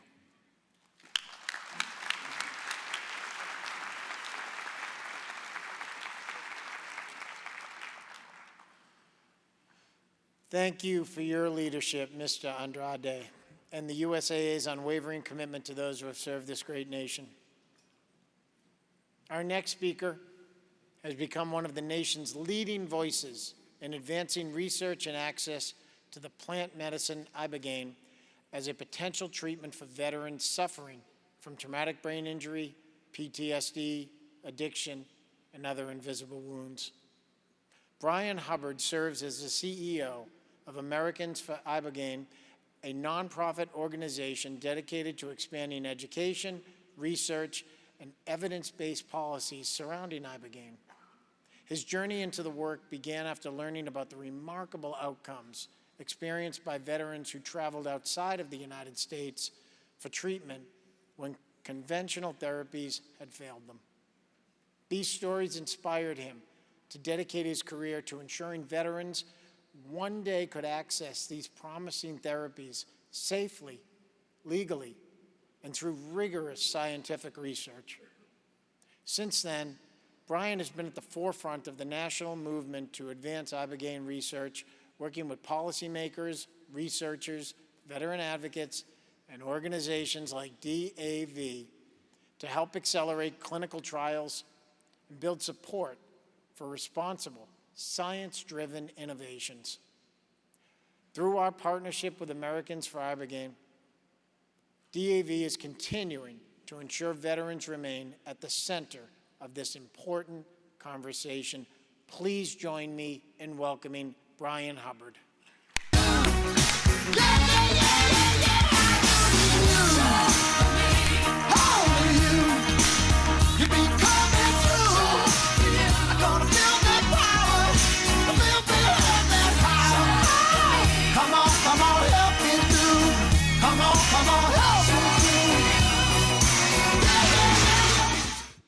Our line got them here at the appointed date and time. Congratulations. Before I begin, I would just like to observe for those of us who followed a little bit of history that the United States was intentionally founded to be the antithesis of the landed and titled nobility, a land where nobility could never take root. But I would just like to observe that if our nation allowed such nobility, it is a high privilege to stand before its highest and most honorable order. Thank you to the leadership for allowing me to be here. Thank you for letting me stand before you this morning.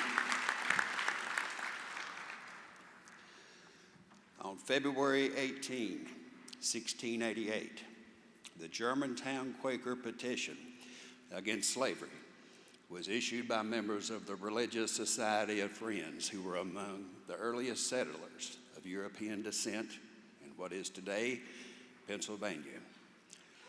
This highly controversial declaration was the first written American public protest against slavery and one of the first globally to declare recognition of universal human rights. Though it was destined to be lost until 1844, its issuance marked the beginning of a spiritual movement founded upon the reality of our human divinity to end, against all militant odds, the shipment, sale, and enslavement of human beings in America, almost all of whom were of African descent. On April 13, 1750, Dr. Thomas Walker led a band of Virginians through the Cumberland Gap and into Kentucky, a name which means the land of tomorrow, conferred by the native peoples who lived there for centuries before the arrival of the first non-indentured settlers. Following trails blazed by Dr. Walker and Daniel Boone, dispossessed Scots-Irish indentured servants and their descendants began settling in the vast, untamed forest of eastern Kentucky. They had toiled alongside their enslaved black brothers and sisters on the plantations of the Tidewater South with a distinct advantage of white skin, which conferred the legal right to obtain their freedom at the expiration of their indenture. Enslaved individuals of African descent soon followed in the chains of the antebellum aristocracy, which established its presence and influence there. My ancestors were among the illiterate peasantry, which lived with hand-to-mouth dignity on subsistence mountainside farms, which comprised the frontier society of the Yeoman South, which stood distinct and apart from plantation society. After cannons fired on Fort Sumter, South Carolina, on April 11, 1861, almost 111 years to the day when Dr. Walker crossed into Kentucky, at least part of my family sent its sons down from the mountains of Virginia and East Kentucky and across the Ohio River to join the Union Army, an emancipation force built to crush the slaver in God's name. They were that rare.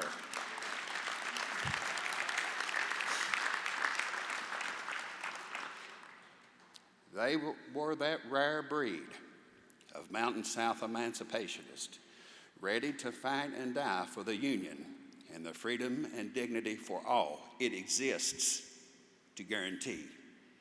With one of my great-grandfathers born in 1898, Virginia, bearing the middle name Lincoln.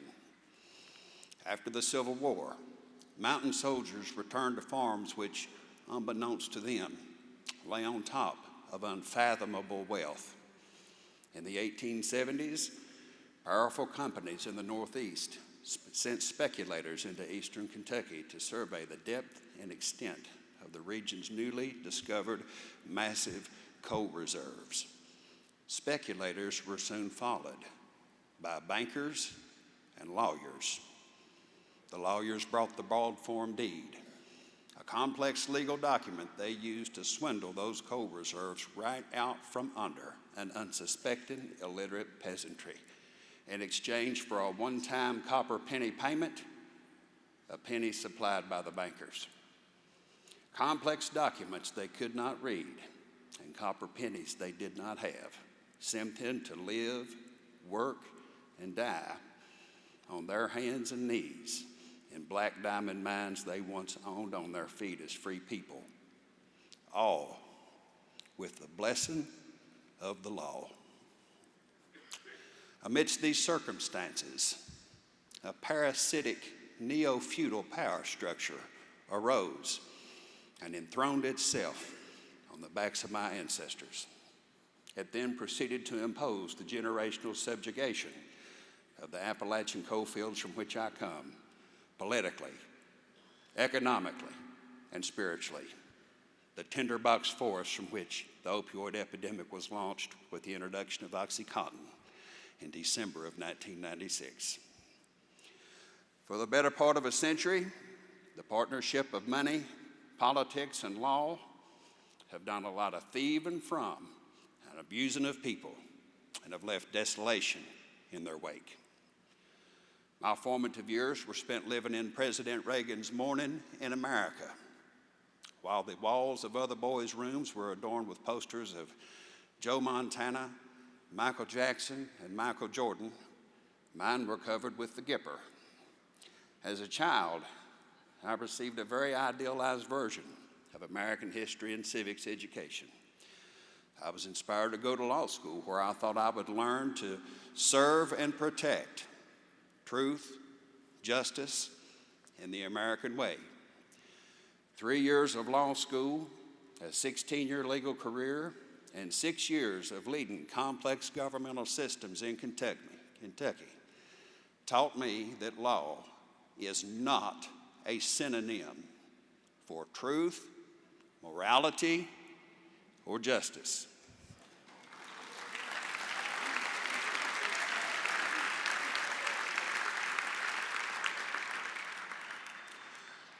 I heard the word ibogaine for the very first time on July 29, 2022, just a little over 1 month into my tenure as the first chairman of the Kentucky Opioid Commission. I came to learn that ibogaine possesses 3 unique attributes. First, it fully resolves physiological opioid dependency in 80% of individuals who receive a single treatment, a number which rises to 97% with a second supportive administration. Number 2, it restores individuals' ownership of personal psychological destiny, whereby the future is defined by the triumph of choice over compulsion. And most spectacularly, for many who have an ibogaine experience, it affirms the reality of our human divinity, an identity expressed by our elemental composition.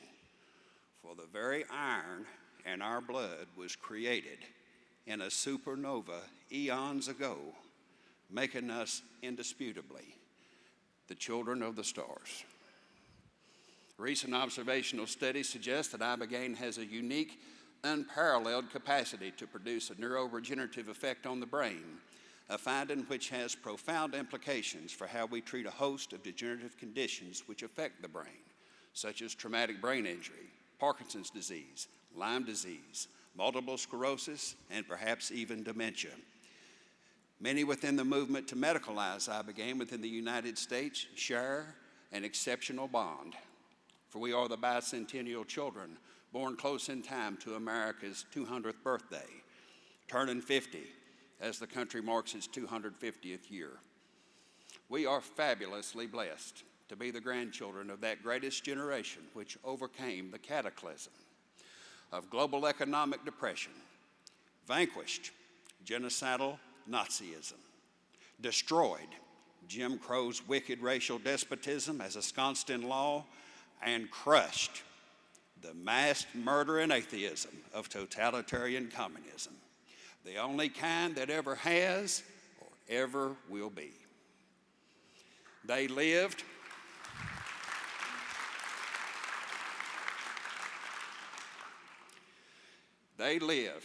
suffered, bled, and died to leave us the shining city on the hill, the last best hope of humankind on earth, where each and every individual has the absolute right to life, liberty, and the pursuit of happiness as the image of our eternal Creator, whose essence is almighty, unconditional love for all of us.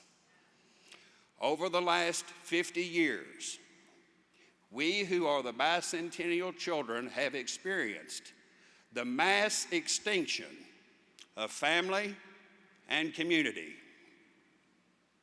We are the first generational cohort of mass refugees from obliterated biological families who sought and built new families of choice founded upon the salvation bond of unconditional affection among its members, rejecting only the superficial, socialized separatisms of the skin suits into which we are born. 40 years ago,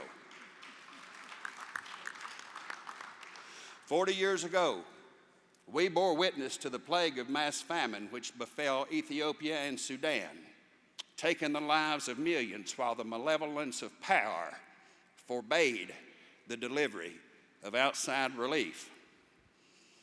The horrific images of emaciation, distension, and fly-swarm death were beamed into the well-fed luxury of our American homes. 40 years on, we find ourselves in the grip of mass spiritual famine as the malevolence of power feasts upon our starvation.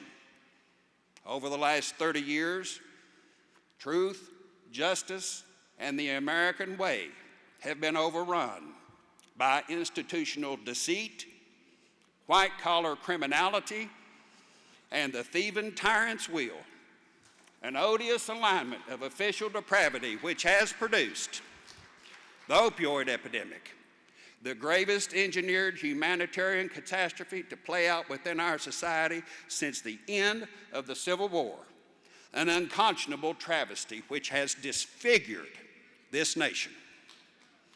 The 2008 financial crisis, which forcibly dispossessed millions of us from the American dream, including 52% of all African American homeowners, and sent us the bill for the cost of our dispossession, a bill our children continue to pay, and deplorably.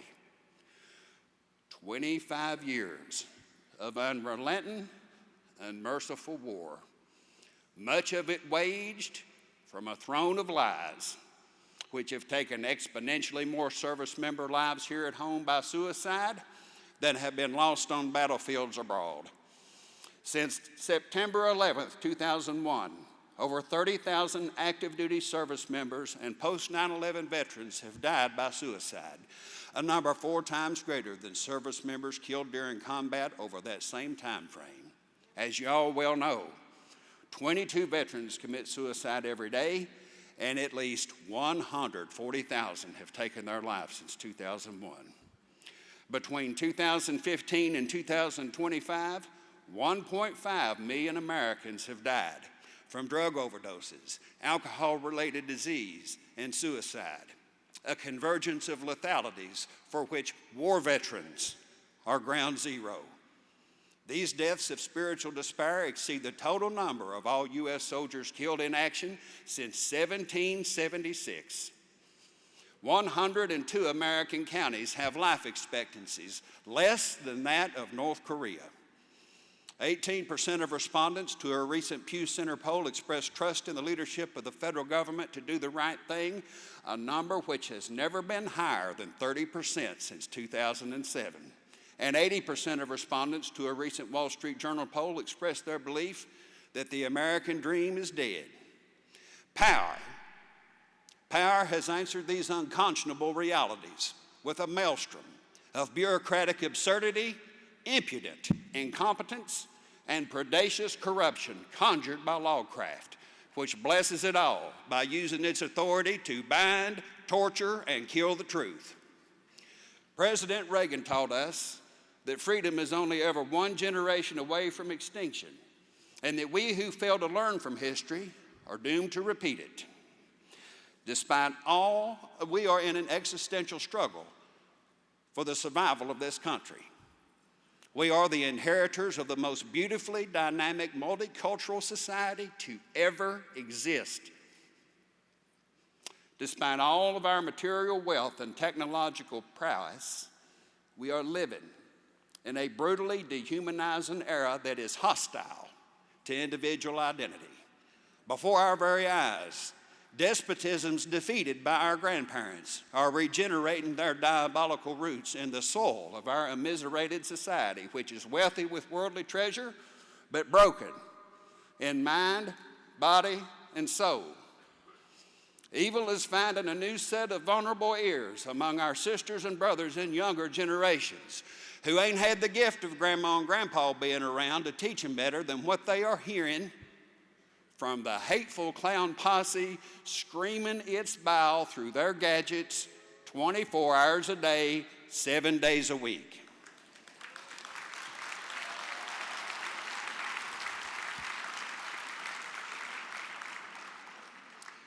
At the center of animus stands the scythe of mass media mayhem, produced by a small handful of multimedia monoliths controlling 90% of content production while driving the algorithmic conquest of our sensibilities by goading us to desecrate each other through its rancid kaleidoscope of fabricated division which pays them and their masters the dividend of control. Citizens are fungible revenue units who are plugged into a set of actuarial variables designed to reduce their lives to reasonably predictable revenue streams. Massive government systems have enthroned themselves on the subjugation of powerless people. They commodify problems they are supposed to solve by monetizing sustained human misery. Government must be made to function honestly, accountably, and responsibly to the genuine needs of the people, or else society will inevitably collapse beneath the enormity of its corrupt decrepitude.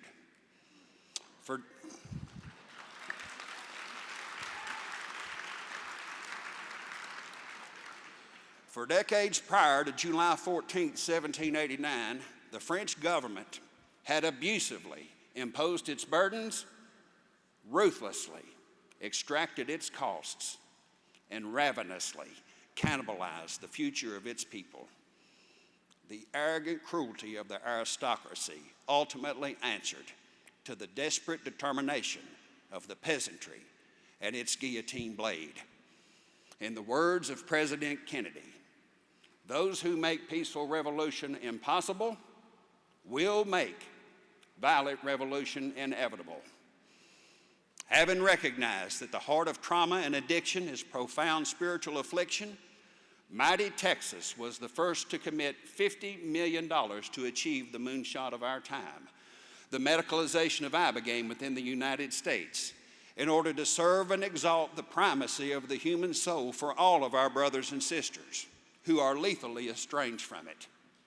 Governor Rick Perry and my team at Americans for Ibogaine and our partners at Disabled American Veterans are shepherding an emerging vanguard of states who are uniting to execute one unified FDA drug development trial with Ibogaine as a breakthrough treatment for opioid use disorder, co-occurring substance use disorder, as well as any other mental health or neurological conditions for which it demonstrates efficacy. These states currently include Kentucky, Louisiana, Mississippi, Oklahoma, and Tennessee, with leaders and up to a half dozen more preparing to join next year. On April 11, 2026, by a unanimous vote of 24-0, the leadership of the Choctaw, Cherokee, Chickasaw, Creek, and Seminole nations, Native American tribes representing almost 900,000 original Americans, voted to join the mission to pursue medicalization of Ibogaine across this country. And finally, on April 18, 2026, I stood behind the President of the United States when he signed Executive Order 14401, sought, negotiated, and secured with the assistance of Mr. Joe Rogan, a resolution and order which ends federal prohibition of psychedelic medicine in America.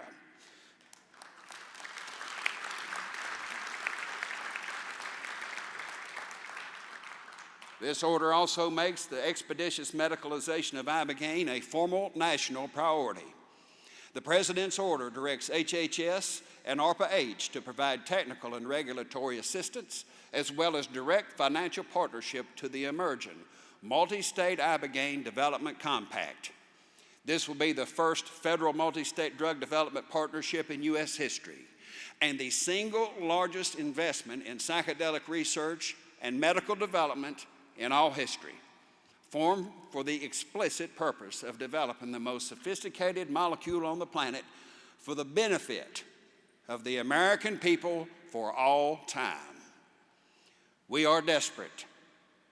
We are determined. And by the strength and grace of the divine hand, we will crawl the last mile to deliver good tidings unto the meek, to bind up the brokenhearted, to proclaim liberty to the captives and the opening of the prison to all who are bound. Glory, glory, hallelujah. May the truth march on. Thank you.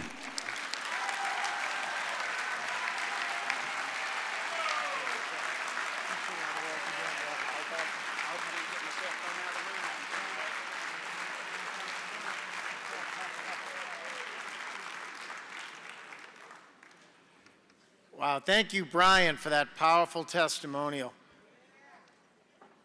For those of you who are interested in learning more about Ibogaine and DAV's emerging role in this revolutionary treatment, can join us right here in Gatlin, BC, tomorrow at 3:45 p.m. Brian will be joined by fellow guests, our 2026 Disabled American Veteran of the Year, Sam Wan, NFL veteran and plant medicine advocate Robert Gallery, and Rear Admiral Jim Hancock, an Ibogaine advocate who retired as the medical officer of the United States Marine Corps after a 40-year Navy career. Please join us for that. Now, created in 2005, the DAV Bugle Award honors individuals whose work in media has made a lasting difference in the lives of American veterans by informing, inspiring, and strengthening our communities. This year's recipient embodies that mission. As Director of Corporate Marketing for Sinclair Broadcast Group and the driving force behind Sinclair Cares, Ardis Gonzalez Leon has helped shine a spotlight on the service and sacrifice of our nation's veterans while encouraging communities around the country to step forward in support. Her leadership has demonstrated the extraordinary impact that thoughtful storytelling and corporate citizenship can have when dedicated to a cause greater than ourselves. Let us learn more about this particular program. Turning thank you for your service into action. Our parent company Sinclair is partnering with Disabled American Veterans for a nationwide initiative supporting veterans in need. The Community Impact Day is on April 4th. Community Impact Day. Community Impact Day. Community Impact Day. It's a nationwide campaign that's dedicated to supporting America's veterans and their families. When we first partnered with DAV back in 2021, it was more of an awareness campaign. It really was to share the stories of how Disabled American Veterans is working with our veterans to help them in their everyday lives. After all, they've served our country. And that's something that really speaks to a company like Sinclair. We are very proud to support our veterans and our military. Thank you for your service should be more than words. It should be action. Even 1 hour of your time can show a veteran that they're valued and appreciated. We serve the communities that we work in. And with Sinclair Cares, we partner with nonprofit organizations a couple times a year to really amplify the message and the mission that they have to bring awareness to causes that are really important in the community, and they're making a difference in the lives of our viewers. We also encourage our viewers to help out, to whether it's volunteering or fundraising. And then, of course, the big piece of this whole puzzle is how you can get involved and make a difference as well. And when we heard about DAV Community Impact Day, well, that just struck our hearts because we really wanted to amplify that message. We wanted to help get I think last year it was about 1,000 pledges that DAV received of folks wanting to do something in the lives of a veteran to help improve their lives. And we said, what if we could, join forces using the power of Sinclair, the reach of Sinclair, and the storytelling so that we can spread more awareness about volunteering and about caring for those that cared for our country, that served our country. DAV's Community Impact Day. We're bringing our veterans out just to let them know that somebody's still there supporting them. I definitely appreciate the service that the DAV does. Helping other veterans, I feel like this, I don't know how to explain, like this volcano is coming, but it's a good thing. I know it sounds crazy, but it changes you. And that's how you get your blessings, when you're giving something and not always taking. Today at 70, Pinto says DAV has helped him beyond words. Muchísimas gracias. It's so rewarding that I'm able to, just in my small part, in doing what I do at Sinclair, to be able to help and move that message forward and bring more people into helping a veteran. It's incredibly rewarding.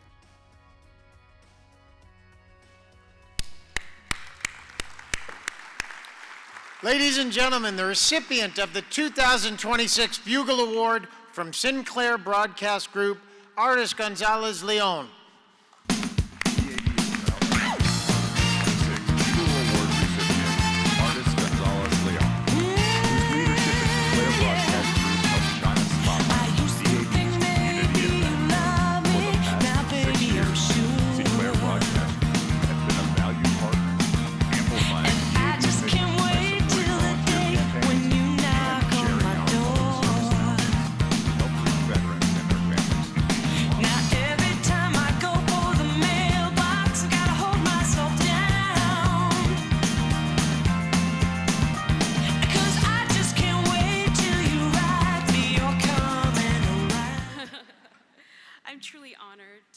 accept the DAV Bugle Award. I'm actually so moved being here today, and I'll try to be brief. I know we're closing soon, and I told myself I wouldn't cry, but I think it was our Auxiliary Volunteer of the Year that just broke me, and I've been crying ever since. So thank you. Thank you for hosting us. Thank you for honoring me and Sinclair. Knowing that this award recognizes members of the media who use their platform to advance the mission of disabled veterans makes this especially meaningful. Thank you to DAV's leadership for this incredible honor. I accept it with great gratitude, and great humility. Yes, I sometimes have an attitude. Please bear with me. I'm usually behind the camera. I tell the folks in front of the camera what to do. I also know this award doesn't belong to just one person. I have the privilege of accepting it on behalf of an extraordinary company and an extraordinary team. At Sinclair, our mission is to enrich local lives and our commitment to serving local communities. I've been fortunate to spend my career helping connect nonprofit organizations with communities to bring awareness to their causes.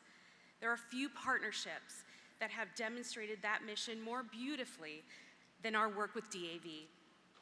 We launched our first partnership with DAV back in 2021 through Sinclair Cares Supporting All Veterans. Our goal was simple. It was to help more Americans understand the challenges veterans face and introduce our viewers to the incredible work DAV does every day. More than 150 local television stations came together to tell stories that mattered. Reporters, photographers, editors, producers, news directors, marketing teams, community engagement leaders, and station managers all said yes to shining a light on veterans in their own communities. This year, we partnered with DAV again through our Sinclair Cares initiative to support DAV Community Impact Day. We invited our viewers to make a simple pledge to do something for a veteran in their community, and they answered the call to action. In Huntington, West Virginia, a 9th grader named JC Geralds was watching the news with her mom on our Sinclair station WCHS, asking viewers to do something for a veteran, and she answered the call.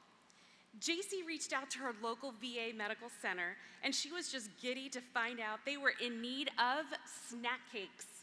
Since she herself is a big fan of the sweet treat, one of the teachers nicknamed her Little Debbie years ago because she would pack a snack cake in her lunchbox every day for school. What a perfect match, right, for a volunteer project. Well, JC rallied her community to collect more than 100 boxes of snack cakes for the volunteer coffee stand. Now, for most people, a snack cake is just a sweet treat, but we learned it's much more than that. Alongside a cup of coffee, those snack cakes become an invitation to sit for a while. They create a moment where a volunteer can listen to a veteran going through treatment, offer encouragement, share a laugh, or simply remind someone that they're not alone. It's amazing how hope sometimes begins with something as simple as coffee, a snack cake, and someone willing to care. Then there was another story that perfectly captured the spirit of Community Impact Day. There's Mike and Monica Webb in Lincoln, Nebraska, and I think they're here today.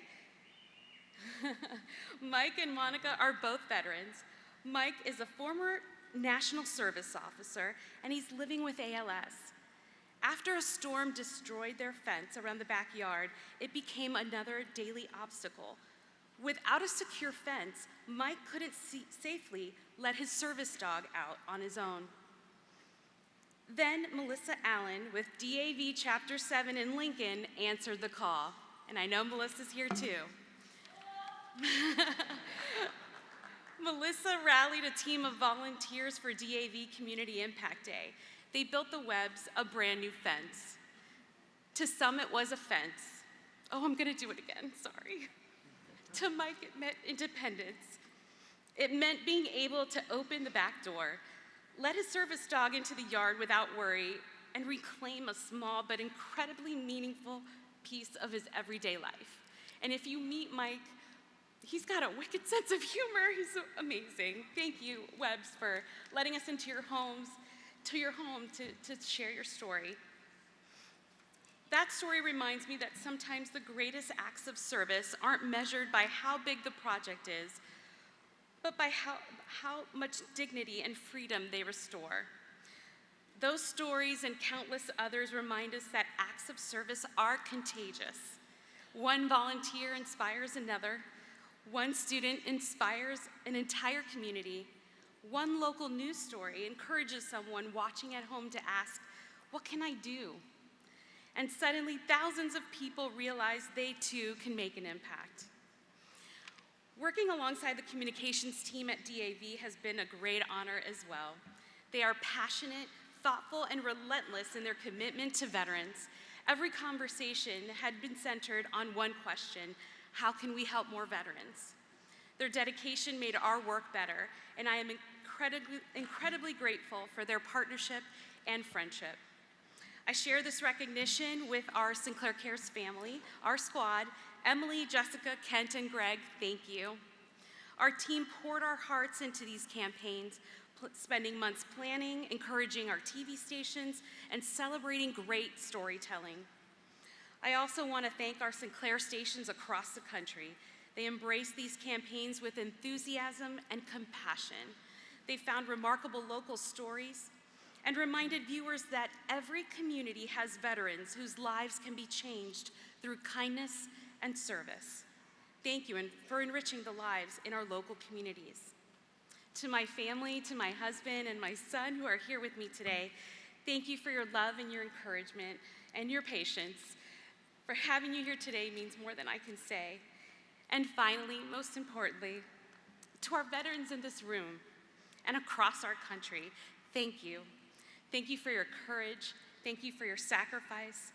Thank you for defending freedoms that so many of us have the privilege of enjoying every day. It has been one of the greatest honors of my career to help steward this campaign and our partnership with DAV on behalf of Sinclair, and to help tell your stories. I promise we will keep telling them. Again, thank you so much for this honor. That was amazing. Thank you so much for the opportunity. Thanks for telling our stories.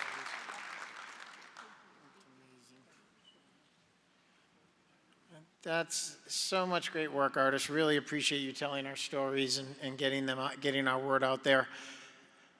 I will now ask our National Adjutant to read DAV's statement of policy, to list committee advisors whom I have appointed and who received the approval of the National Executive Committee at its most recent meeting, and to make further announcements. Barry?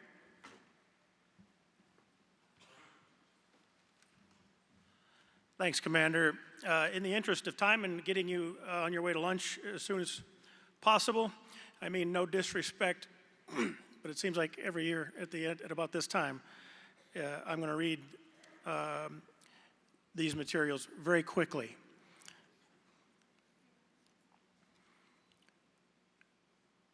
The Disabled American Veterans was founded on the principle that this nation's first duty to veterans is the rehabilitation and welfare of its wartime disabled.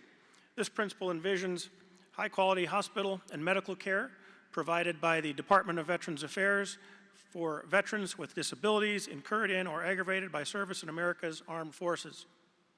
2, adequate compensation for the loss resulting from such service-connected disabilities. 3, vocational rehabilitation and/or education to help the disabled veteran prepare for and obtain gainful employment. 4, enhanced opportunities for employment and preferential job placement so that the remaining ability of the disabled veteran is used productively. 5, adequate compensation to the surviving spouses and dependents of veterans whose deaths are held to be service-connected under the laws administered by the Department of Veterans Affairs. 6, enhanced outreach to ensure that all disabled veterans receive all benefits they have earned and that the American people understand and respect the needs these veterans encounter as a result of their disabilities. It therefore follows that we will not take action on any resolution that proposes legislation designed to provide benefits for veterans that are surviving spouses and dependents which are based on other than wartime service-connected disability, We shall not oppose legislation beneficial to those veterans not classified as service-connected disabled, except when it is evident that such legislation will jeopardize benefits for service-connected disabled veterans. While our first duty as an organization is to assist the service-connected disabled veterans, their surviving spouses and dependents, we shall, within the limits of our resources, assist others in filing, perfecting, and prosecuting their claims for benefits. Since this represents the principle upon which our organization was founded, and since it is as sound at this time as it was in 1920, we hereby reaffirm this principle as the policy for the disabled American veterans.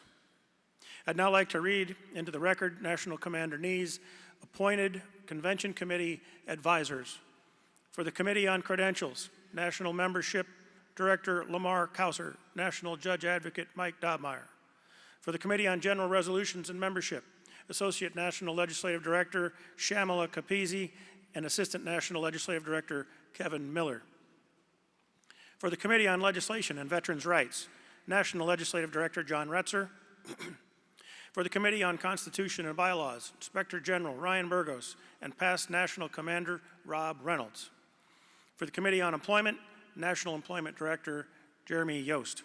For the Committee on Hospital and Voluntary Services, National Voluntary Services Director John Kleindienst, and Deputy National Legislative Director Naomi Mathis. And lastly, for the Committee on Nomination of National Officers, past National Commander Joe Johnston, and Adjutant of the Department of Minnesota, and past National Commander Butch Whitehead.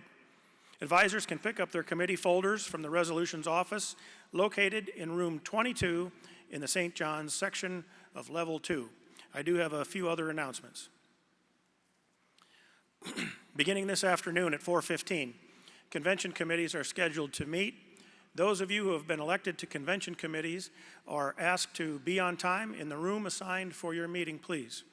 We ask the committees to complete their work as soon as possible, but most importantly, thoroughly. Those who plan to attend the introduction of national officers and dinner on Tuesday evening must RSVP for that gathering. We've unfortunately reached capacity for the event, but those who wish to be added to a wait list, if you hadn't already registered for the meal, may register no later than tomorrow afternoon at 4. Tickets will not be issued for this event. Instead, an email will be sent by Tuesday morning to attendees who RSVP'd, noting their assigned table number and further instructions regarding how to check in at the entrance to the dinner. We'll also inform those on the wait list should additional seats become available, and we'll do so as soon as possible. Meta is on a mission to help 130,000 blind and low vision veterans by providing them with free Ray-Ban Meta AI glasses. Here's a quick message about this exciting effort from Meta's President and Vice Chairman, Dina Powell McCormick. I'm Dina Powell McCormick, President and Vice Chairman of Meta, and I'm thrilled to be speaking with you today. First, thank you for your service.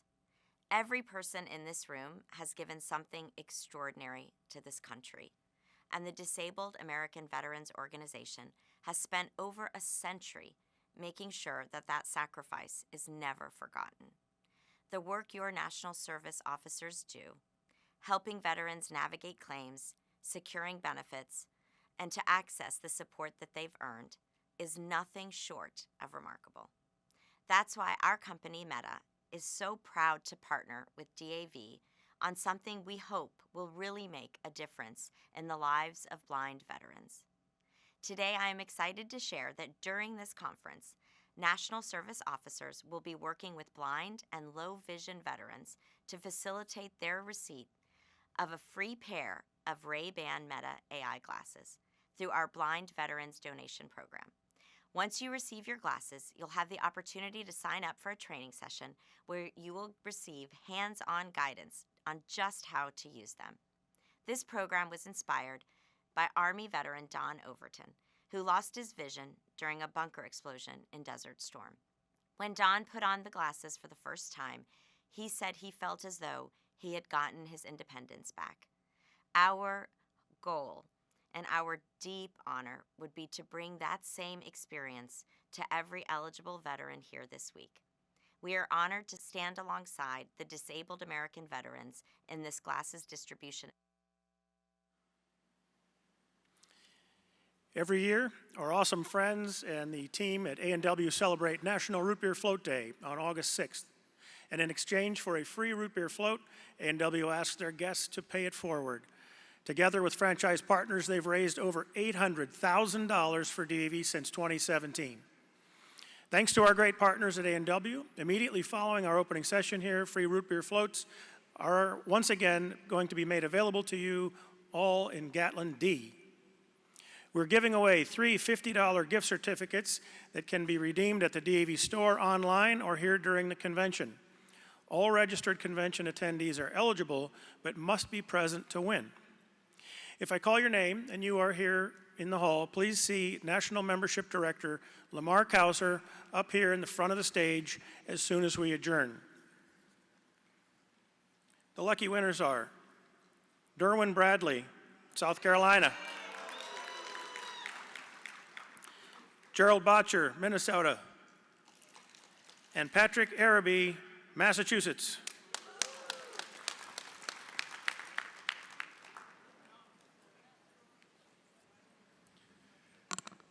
Thanks, Barry. Ladies and gentlemen, if you are able, please rise. I will ask Chaplain Varner Dancer to lead us in a closing prayer.